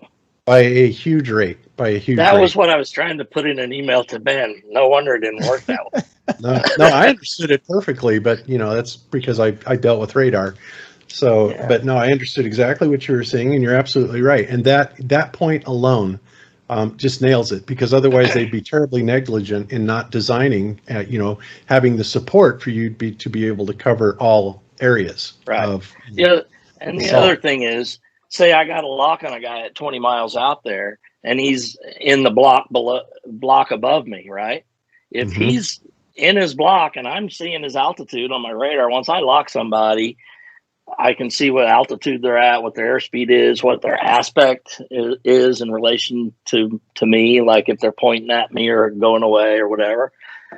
So if I'm looking out there and I see this guy and I've got a TD box, a target designation box, comes up in the HUD what I'm locked on, I can pull my nose to him and look out there and try to get my eyeballs on him. So, because at 20 miles, you're not seeing the guy yet. You're not going to see him till probably, depending on the conditions, I don't even remember really, but probably 12 miles at the most. You're not seeing a guy out there at 20 miles. But I'll pull a technique is pull the TD box into the guy, look and see where it is. And if you get spiked on the nose because he's shooting a radar missile at you, you can do certain, I have to be careful about what I say. I understand. You can do certain things, and now you know where that guy is and do those things in relation to where he is, because you're going to gimbal him off your radar when you start maneuvering. Like he'll get outside of that 60 degrees from you, and you got to kind of know where he was in the sky. So always, right, the guy's above me, and if he's at 20 miles and I got him locked, he's in the block above me, he's going to be above the horizon, and he always was. If he was down in my block, I'd knock it off because he's in my block, right? Yep, absolutely. There's no way around that. There's absolutely no way around that. There's no way around, dude. There's just not. And I got to thinking about that in bed one night when I wasn't sleeping, which I do a lot.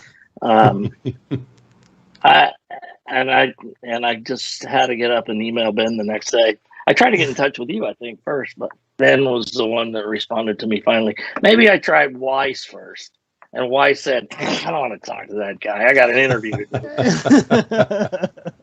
Well, we're glad that you got a hold of us regardless. So, I mean, this is awesome. But, and this is something, Mike, the good thing about it is now that you have come forward and, it's very clear that you are a fighter pilot. I mean, Ben and I saw your Me Room. It's fantastic. You clearly know. I love Me Room. Yes, the I love Me Room. And well, we all know that. I mean, fighter pilots have to have an extremely high opinion of themselves. They have to be incredibly confident. So I get it. I get the psychology. I really do. And but I'm not really that way. You just have to have that. I know. But when we're all young men in our 20s and 30s, we're a lot cockier, and life just is. Ask my wife. Yeah, exactly. So, I mean, I totally get that. And, watch the movie Top Gun, right? I mean, that's what it's about. These guys are great full movie, of themselves. totally unrealistic scenes, but great movie. I know. Yeah, well, that's Hollywood for you. Yeah. But yeah, I mean, people are going to see this and they're going to say, you know what? I think it's time for me to stand up and start talking, because, what we're seeing going on in the world right now, in so many arenas it's scary. It just That's is. my great motivator, Bob, is that I'm just tired of all the lies, man. You cannot look at anything without deception in it. And now your MO, if you look at something on Breitbart or whatever, what are they trying to feed me? It's not just Democrat and Republican, it's everything. What are they trying to push me into? This whole UFO thing. Yeah, that's the next thing that I think, because the elite are fully aware that we're coming, the truthers are coming down on them all around them in every aspect, from 9/11 all the way forward, all of these events that have happened. And so now, obviously, the next thing they have to do is something that cannot necessarily bring blame or suspicion upon them. Yeah. And that's what. And bring that's that one world, the world has to come together to fight this common enemy thing. Yep. Right. And Reagan Werner nailed von Braun told that lady that Dr. Carol this Rosin. is what was going to happen. It's been the plan, man. That's crazy. Ben, you're smiling. What do you want? No, I was trying to reel you back in. Well, one of those we've talked a lot about a lot of different subjects, but one of those I wanted you to cover is Coriolis. I've been doing quite a bit of research on German bombers, and one of the things they calculated everything: airspeed, directions, very detailed. How wind speed, elevations, everything had to be very exact in order to drop a bomb without actually seeing the target. But one thing they never considered was Coriolis, and that's something I wanted you to talk about.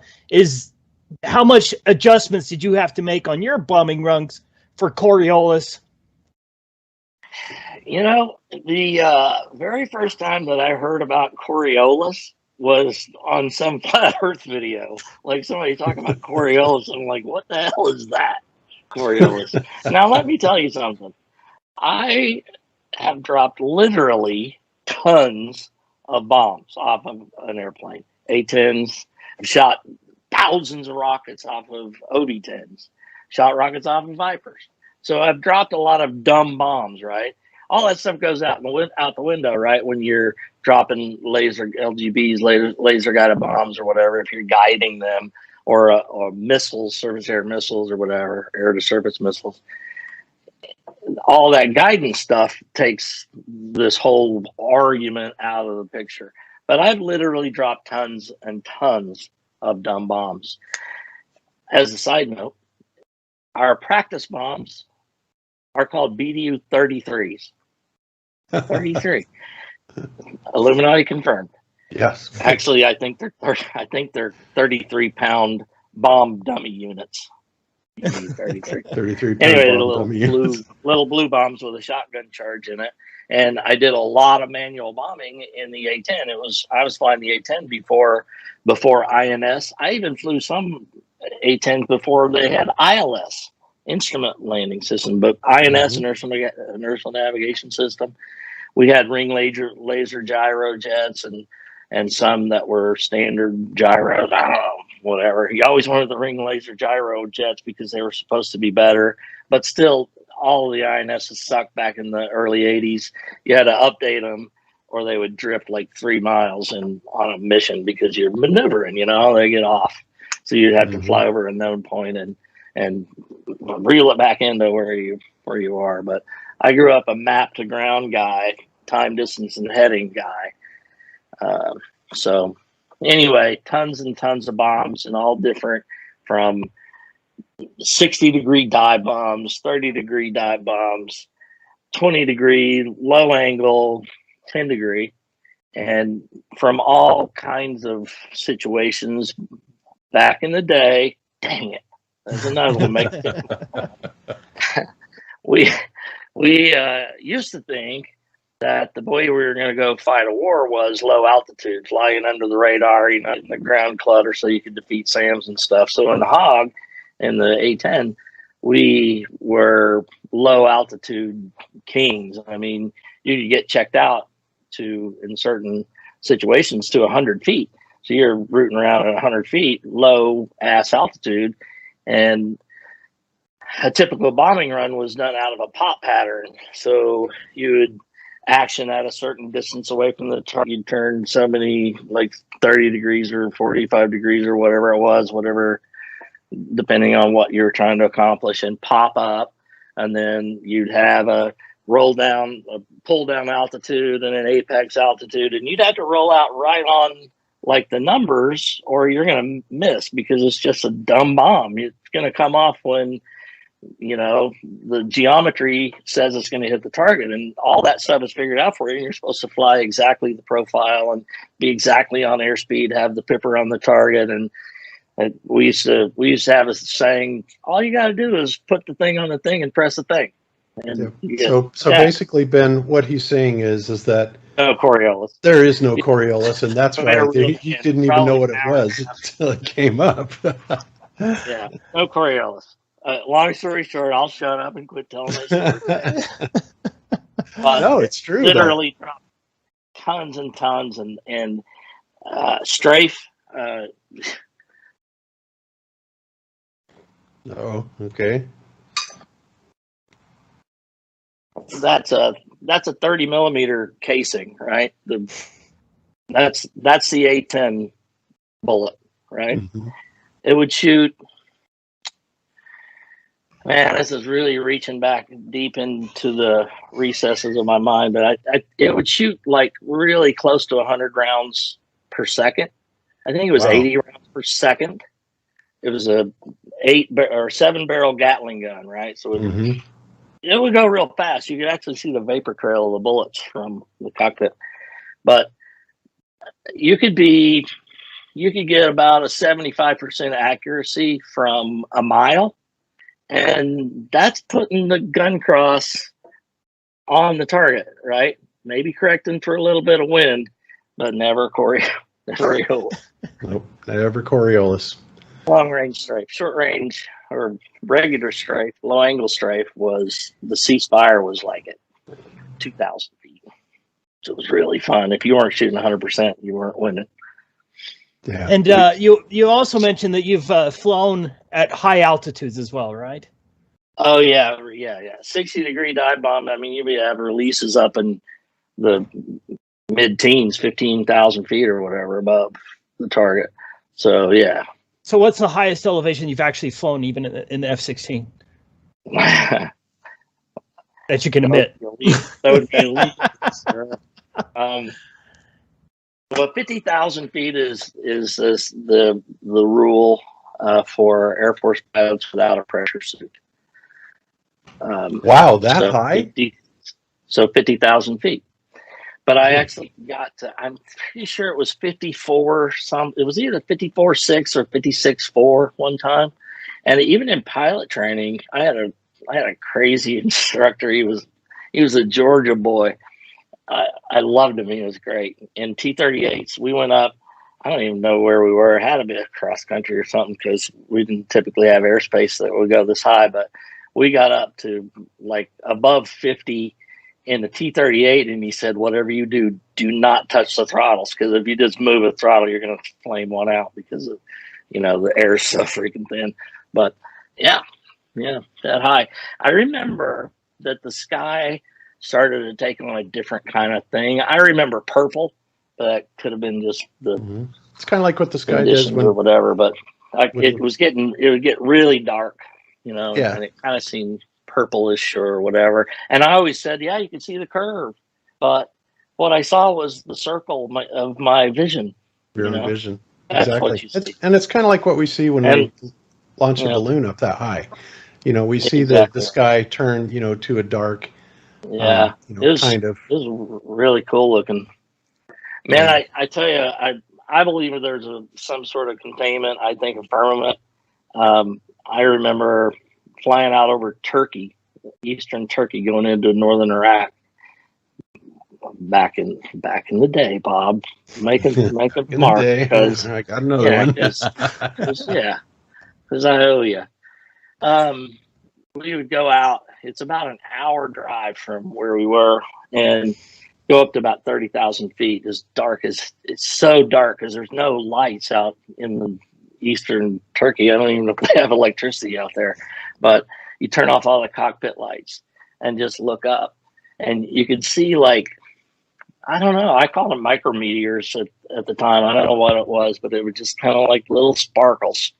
It was so beautiful, and man, I wish I knew then what I know now. Because you'd be looking at it in a whole different way, wouldn't you? Yeah, you'd be. It was fascinating then, and when I finally got into night vision goggles, which was later on, man, you see something all the time. Little. Yeah, that's crazy. So. Yeah, and I haven't ever flown that high, but it's interesting to hear you say that it looks like there's a bunch of sparkles up there because, I've been looking at the firmament, and I'm a big believer in the firmament. I mean, to me, there's no way that it can't be there. It must be there. There's those rockets mountains of evidence for it. Yeah, there's a ton of evidence for it.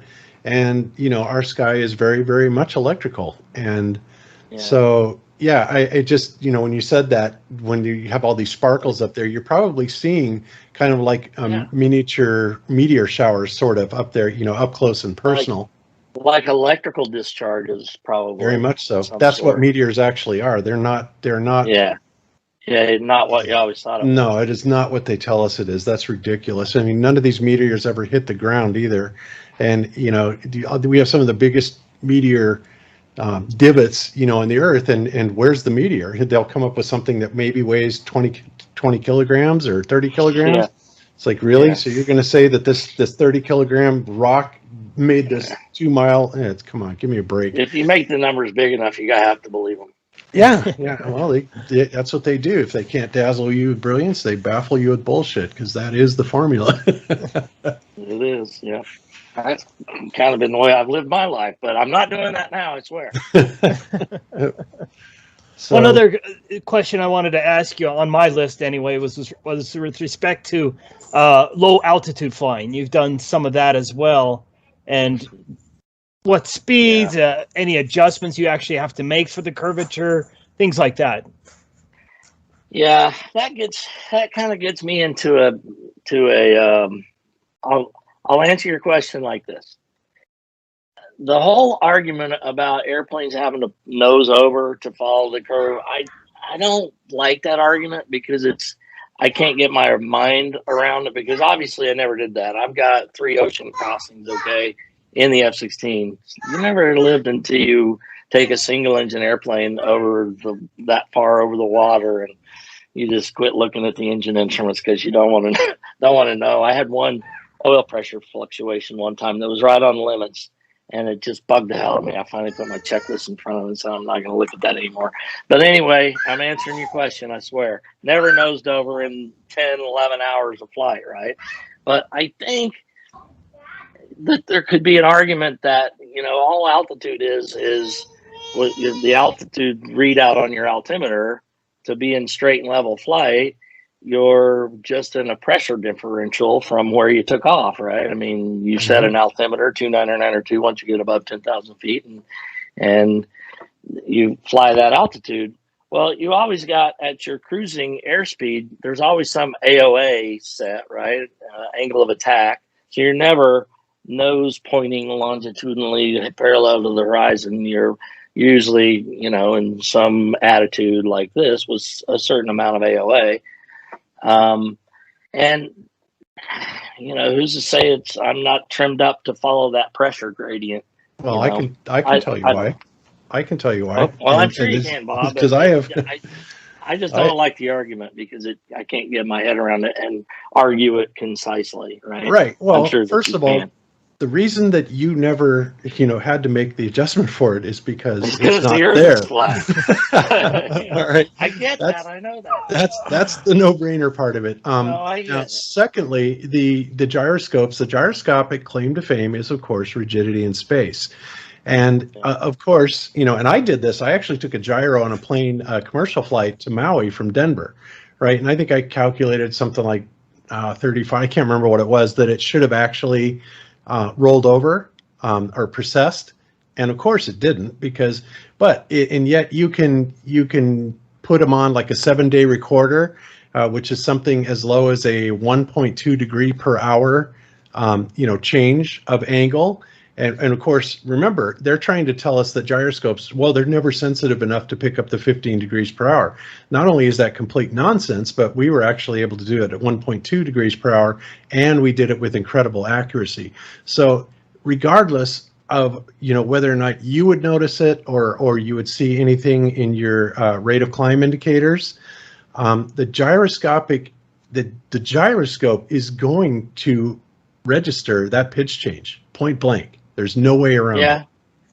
Well, I agree with you. I mean, the flight path marker is on the horizon whenever you're straight and level, and it was there all the time. And, you know, I've got attitude hold on. So let me go further with my answer to this question, though. Okay. I see where this comes into play at low altitude over the water, very low altitude over the water at high speeds. And I have been there. I have done very low altitude above the water in protected airspace or northern Iraq. It's near the Mach, 0.95 Mach. And I feel that if you were flying at 0.95 Mach is roughly 9.5 miles a minute. That was our planning factor. Mach 1 is 10 miles a minute. It's not really, but it's close. So at 9.5 miles a minute, I think I probably would have had to be a little bit light in the seat to stay very low, right? Yes. To Yes. hug the water, and that didn't happen. And I did that for quite a while over a lake for probably 20 miles. Yeah. Some poor hapless fisherman that happened to be in my flight path probably suffered for it. And to him, I apologize. Okay, so I'm actually going to share screen on this because we did this earlier. Let's see, there's that. Okay, now this is something I showed you earlier, and I actually did this a demonstration using the Boeing 737's cruise speed, right? And if it flies for 1 minute, basically it goes 8.6 miles. The curvature z-axis in that 1 minute, it drops 49 feet. Z-axis in miles 0.0094. Basically, I just put it on there. So the average foot per minute drop would be 49.8336, right? Then I decided to do it. Well, let's just double the speed of that, because it just so happens that if you double the speed of a 737, it turns out to be exactly the rotational speed of the Earth, right? And of course, you can see what happens there. But the big thing is that when you start looking at these things, you know, going over a certain amount of area over so much time, you know, we're looking at an average here. Note it says average foot per minute drop. So if we go 15 miles, we're getting a 747 per foot per minute average drop. And yeah, I'll tell you what, 15 minutes. Yeah. That's insane, right? There's no way that you would never be able to. Now, average would also mean that you would have to have a lot lighter than that. But at some point, as you're going over, right, you're going to be coming, you know, damn near straight down, or it would seem like it. And so this is actually how the math works out on the z-axis. And we know this doesn't happen, but yet the geometry absolutely demands it. So now what they're doing is they are coming out and they're saying, well, then what's happening is the 8 inches per mile squared is not accurate, and the problem with it is because it is being calculated based on a parabola. And of course, my response to that is, let me go back over to here, is this, okay? So, you know, and in fact, Dave Weiss is having a discussion against some scientists, physicists with Eddie Bravo. And, you know, he said, well, what do you do with these people? They're denying all of the 8 inches per mile square measurements. And I told him, I said, David, just tell him to do the math. And then to tell him what he gets, ask him what he gets for these distances as far as curvature. And you can compare it then to 3 different methodologies that I put out here. 8 inches per mile squared using the Sagitta or AutoCAD, okay? And as you can see, these things are all really good, even if you go up to 500 miles, 31.53 miles, 31.57, 31.7. It's just a couple of tenths off, right, as far as curvature. So it's good now. At 500 miles, even at 1,000 miles, we're no more than a mile off, right? So they cannot deny this. I mean, it checks out in every conceivable mathematical permutation, right? It just, you know, it just is what it is, and you cannot take that away from it. And so now they're trying to, first they denied that, you know, the horizon existed, right? The geometric horizon. Well, you can't see it. Now they're denying the 8 inches per mile squared. Well, then all I can say to that is, then tell us what it should be and prove it. And they'll never be able to do that, right? So that's why, you know, I just think that it's amazing the excuses that they come up with, right, to try and shut these arguments down. But, you know, that is what this is based on, just simply by the 8 inches per mile squared. And when you look at these numbers, of course they're absurd. They're absurd because we're not on a globe, because to even remotely come to anywhere near these foot per minute drops over this period of time is complete ludicrous, right? It's lunacy. So, you know, that's what I say to that. Yeah, I don't disagree with you. That's for sure. It's just a really hard thing to get your mind around. But so is the air being stuck to the spinning ball in the column all the way to infinity. That's another one. I mean, how did I ever believe that? I mean, Lord. And every time it's ever put to the test, it always comes up the wrong direction, right? Gravity. It's just gravity. It's gravity. Yeah, it's amazing. That's gravity. So yeah, so that's that's what I have to say about it, and I'm really happy that you have come forward and talked about this, because this, I'm sure, is going to motivate other people to come forward, and maybe even. Well, I hope so. Depends on what happens to me after this. Well, the trolls are going to be the trolls. Are going to do their job. But there's nothing they can do.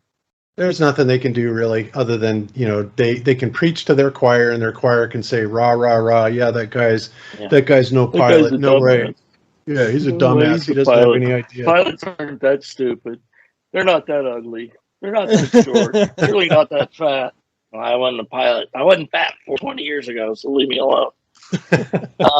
There is one more thing that I want to cover before we break this up. And this is not going to be popular with everybody, but I have good news. There is really good news about chemtrails. Every single chemtrail that you see in the sky isn't necessarily spraying on you, because I can tell you for 100% certain, contrails are a real thing. I don't know that. I think some people, the way I hear them talk and, I see them in chats or whatever, that, they're just spraying everywhere. It's not always spraying. I've made lots of them. Forecasters can predict at what flight level they'll be, because we need to avoid them. Like in those air-to-air setups I was talking about before, you don't want to expose yourself at 50 miles so a guy can just go, there he is. Exactly. Without even having a radar lock, they see you. So we make contrails all the time. My only point is, every mark in the sky that you see, it's not necessarily spraying. I know that they've admitted, we've seen they do, but not everything is. So maybe that takes a little bit of pressure off of that.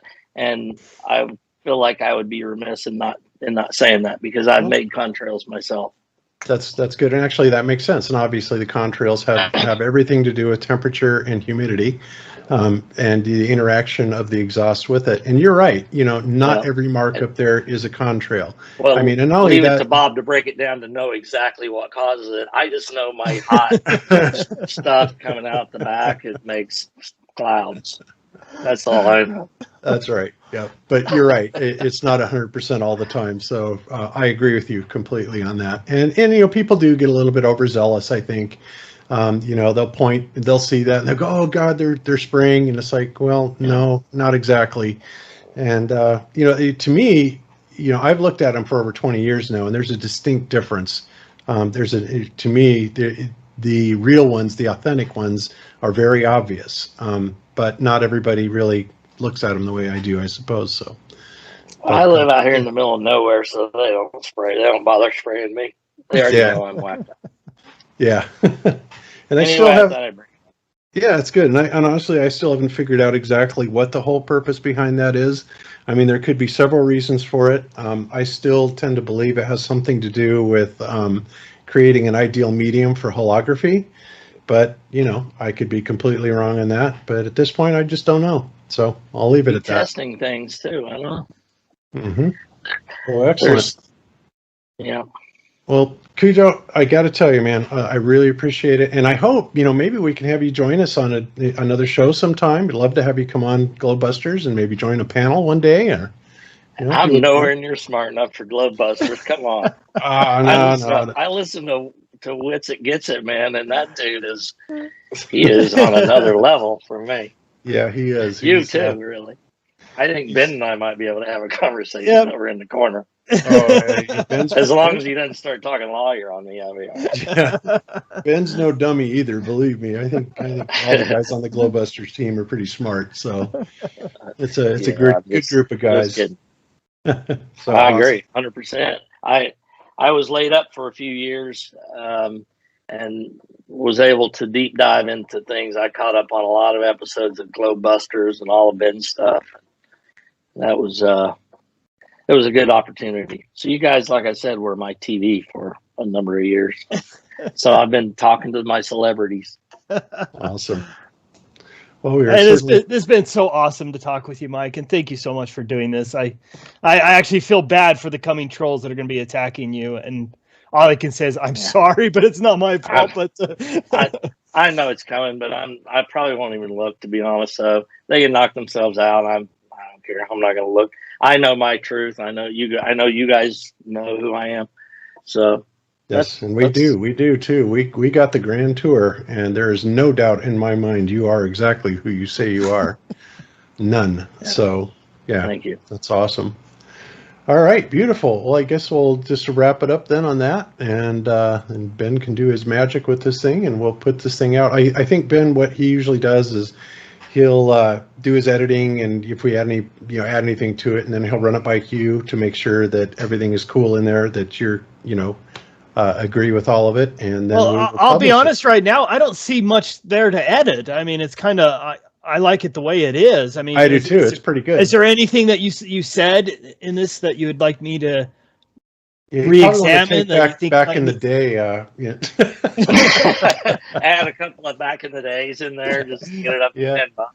Yeah, I'll be looking for those donations on Rockfin.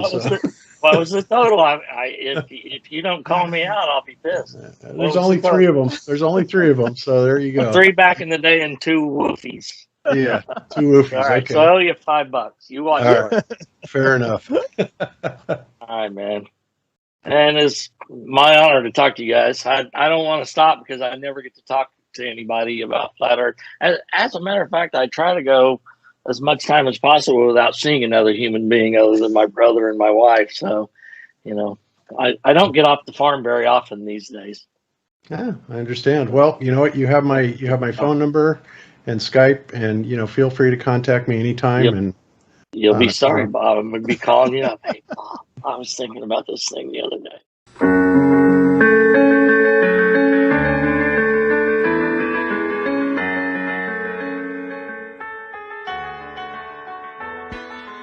Or is it globe, mate? It's flat. This is flat. Thank you very much, mate. God bless. A man asked the pilot if the Earth is flat. Can I talk to the pilot, please? Right here. You're the pilot? Hi. How long have you been flying for? For Delta, 21 years, but maybe like 30 something. I want to know, because they say the pilots know a lot. Do you think the Earth is flat or no? I know it's flat. You know it's flat? How long have you been flying for, you said? Over 30 years. And when you tell people that, do they think you're like crazy or no? Only one person. Only one person? Yeah. Are you a pilot? Yes, sir. One question. Okay. When you descend in the air, yeah, do you dip or do you go straight? It's straight. Straight? A little more with the nose out. That's it. But straight. You don't dip into the... No. Okay, thank you so much. I appreciate you. You're welcome, sir. Have a great day. Did you notice any curvature while we were up there? Curvature? No. No? There's no curvature? It's just all flat. The pilots. Is the Earth flat or round? Flat.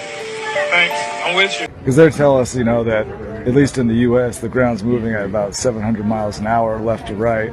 And I was thinking that's kind of odd if you're landing going north, or moving in the north direction. That's not, no. The ground looks to us like it's standing still. Yeah, not an issue, huh? Yeah, no.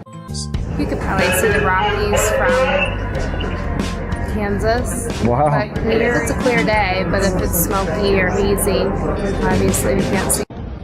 Excuse me, guys. Hey. I have a question for you. Yeah. One of us can answer it. Do you guys adjust for curvature as you're flying through the air?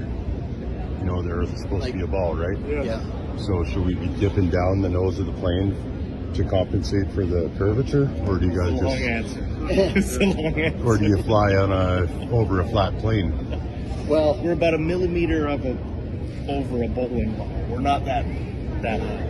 8 inches per mile squared is the official story of what the curvature drop should be. So a distance that far, so if you're 8 inches from the shore on a beach and your friend is rowing his boat out 1 mile away, the boat should be already hidden by the curvature. You guys don't see curve, you see horizon at eye level. No, if you look at more of a axis curvature of the Earth, and we're on, you know, the perpendicular. We're just on that tangent. So and really, that never changes. Earth's flat. Sorry? Earth is flat. Yeah, well, we know that. We've seen it every day. Flat and stationary. Exactly. Everybody else. Well, you know that. You guys see the horizon at eye level, and you have to understand that if you're on a ball, as you rise from the ball, you would have to look down to see the horizon. Yeah. You don't ever see that. I look out the window of the plane, and I see horizon as far as I can see, flat. Looks different from the front. Even from there. Your windows aren't that much different. Earth is flat. It's a big lie. You guys should look into it. You know it's flat. You guys fly over it every day. We're not allowed to tell anybody that. I know. Do you say it's flat? Yes. Yeah?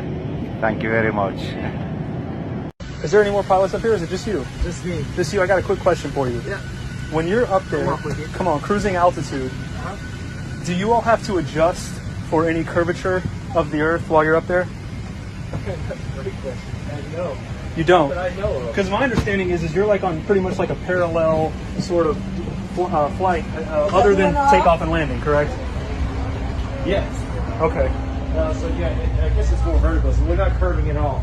So we're just going straight up, like 40, 20 degrees maybe. Right. Level off, and I never thought about how the atmosphere works with the curve in the Earth and all that stuff. Well, if you think about it, I've done some research on it. It actually, there's a formula, 8 inches per mile squared is what the curve is supposed to be, spherical trigonometry. And if it was actually that formula, we would have to dip the nose a half a mile every minute to stay around the ball. So I just wanted to ask you, as someone who's up there, the plane doesn't do it automatically. You're not adjusting anything, right? No, it's just flying straight. Even talked about it in 30 years I've been flying. Yeah, it's funny to think about. So maybe the gases move with it.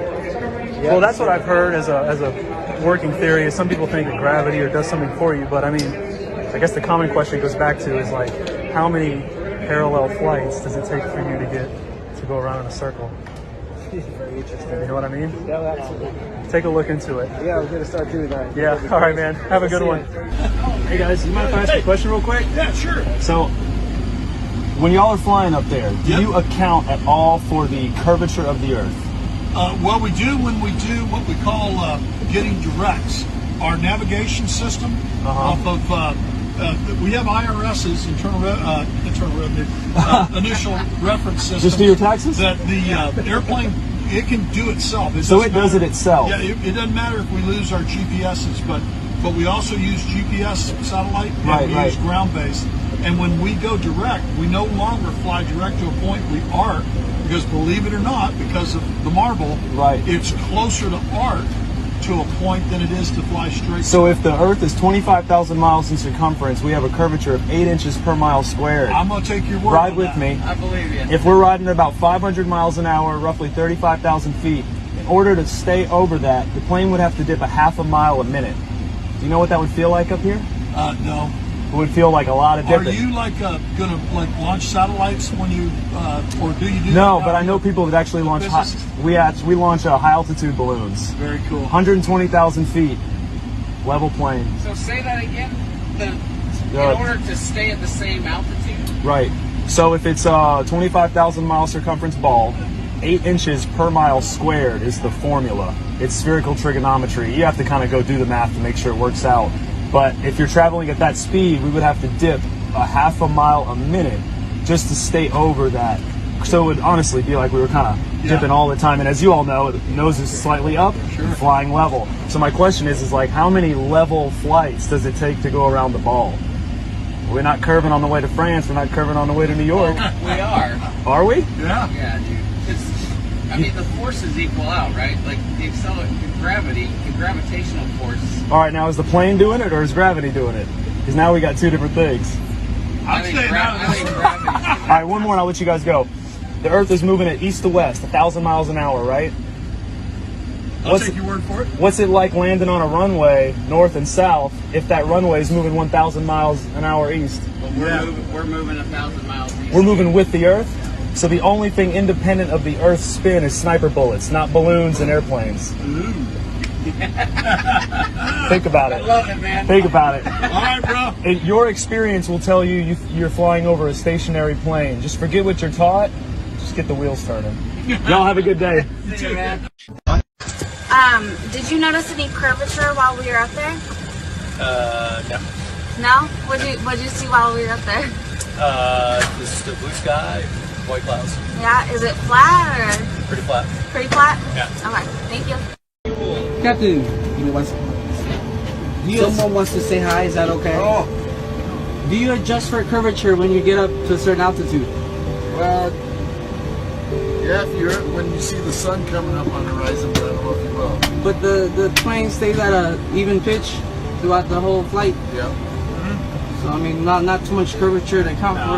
No. More flat than anything. Nope, you close your eyes, you won't have a clue. True. More flat than anything? What was that? It's more flat than anything. Yeah. Oh yeah. Thank you guys. I appreciate it. Thank you. Flat or a ball? Flat. It's a ball. I think it's flat. Yeah, me too. Pretty flat to me. It certainly does, doesn't it? And you've got that flight in. Excuse me, do you mind? Hey, how you doing? Very well. How are you? Good. So you know how we just took a flight of descent? Yeah. Did you have to compensate for curvature? Yeah. So did you just have to compensate for curvature due to the flight of descent as we landed just now? No, not necessarily. Yeah. All right. Thank you so much. You bet.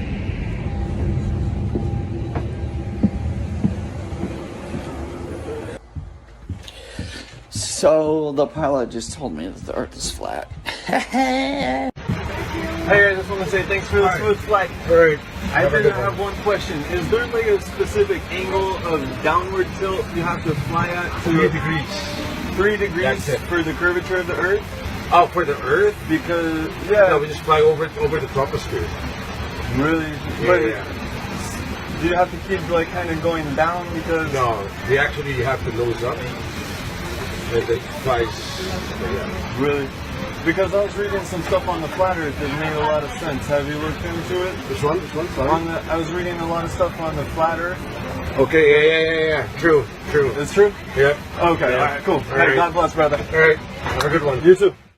I'm a fellow, Casey Josh, I'm a fellow just PPL pilot here. Yeah, nice. I got a couple of serious questions to ask you. Okay, here we go. Yeah, there's a big time. Curvature.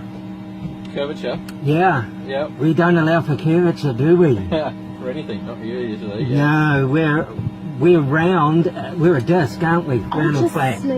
Yeah. Sorry. Hey, look, honestly, quite seriously, Yeah. we are, aren't we? Yeah.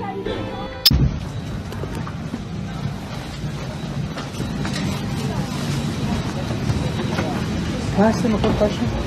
Sure. Excuse me.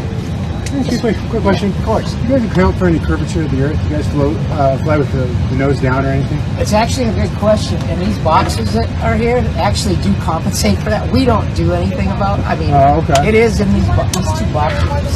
Oh, because they actually do compensate for that. Really? Because I've read that these guys actually fly with the nose up. It is. It's up about anywhere from 1.5 to about 2 degrees. So you fly with the nose up. Yeah. Not. I mean, 1.5 to 2 degrees is not much, but it is up. But that means there's no curve because you would be flying with the nose down. Oh, that's yeah. But I mean, it's as it's moving. But that makes sense. You guys know it's so flat, right? The 78, right? So what's 78? The 787 actually flies flat though. Okay, so the 787 flies flat, but you guys fly with the nose up. On this? Yeah. Well, not every single minute, but yeah. If we're accelerating, it's flat, right? Right. All the time. About all the time. So there's nothing being compensated at that. Never nose down. Only when we're descending. Never nose down. Yeah. I mean, we do come nose down. When you have to come down. Yeah. But if the Earth was a globe, you'd have to be nose down all the time, right? You're asking. I think it would be less nose up. Yeah, I don't know if I have the answer. You guys are nose up. I appreciate you getting us safe here. Yeah, Thank you. Thank you. Have a great night. Thank you. Sorry. Woo!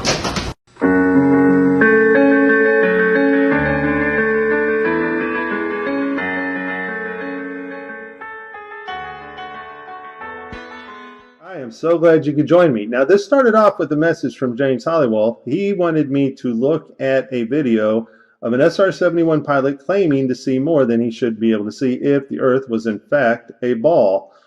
And I told James after watching the video that I would need the pilot's name and I would need to verify this story simply because in the past I have used other people's information and found it turned out to be false. And I don't want to mislead anybody, folks. So I super double check now before I make any video. And so James went to work and I went to work, and he found the pilot name, and I went to where he got the article at Aviation Direct Easy Plan. And I said, this story, a real account from a real SR-71 pilot or just a spoof? And I got a reply from a pilot, Jeffrey Peterman. He says, real deal, story from SR-71 pilot, backseater did all the talking. And so then I just replied, thank you very much, Jeffrey, amazing aircraft. And so now I'm going to play you the part of what the pilot says, and then we're going to analyze his distances and show you that, in fact, the Earth is not a globe. Air Force Major Brian Schul is the pilot of the SR-71 on this day, and his co-pilot is Walter, who is in the back of the plane working all the radio equipment. And so I checked this out on Air and Space to get the pilot's name and to verify the story. Be an SR-71 pilot. Walter and I were doing a training mission around the United States where you just were building up hours and time. And we take off out of Beale, hit a tanker in Idaho, rip on up to Montana, zip across Denver, hang a right turn in Albuquerque, out over Los Angeles, up to Seattle, back into Sacramento, 2 hours, 21 minutes. And you just do that then you do it backwards, and you hit a tanker. It was just to gain crew coordination, build your hours. We're on our last training mission. We're over Tucson. I can see downtown LA from Tucson. We're at 89,000 feet. I can see the whole western United States bathed in a warm October fall glow. SR-71 Air Force pilot Brian Schul states that he was flying above Tucson, Arizona at 89,000 feet, and he was able to see Los Angeles and the whole western seaboard. Now, of course, this is not possible if the Earth is in fact a spinning ball, because Brian Schul's max view distance would have only been 365 miles, Los Angeles being covered up by 9,970 feet of curved Earth. Let's continue. I can see the chain of Rocky Mountains from Canada to New Mexico. Oh, what was that, Brian? Did you just say you could see all the Rocky Mountains from New Mexico to Canada? I can see the chain of Rocky Mountains from Canada to New Mexico. I guess Brian did say that. So, from the tip of New Mexico to the very edge of Canada is 1,150 miles.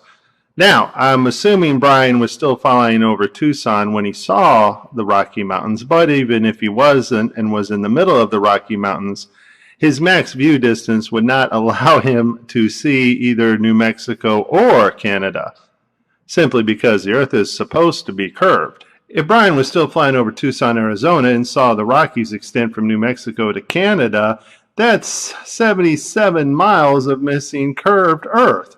If he was in the center of the Rockies, he still only has a max view of 365 miles at 89,000 feet. Folks, throw your globes in the trash, wipe the tears away. The Earth is flat, proven by the United States Air Force.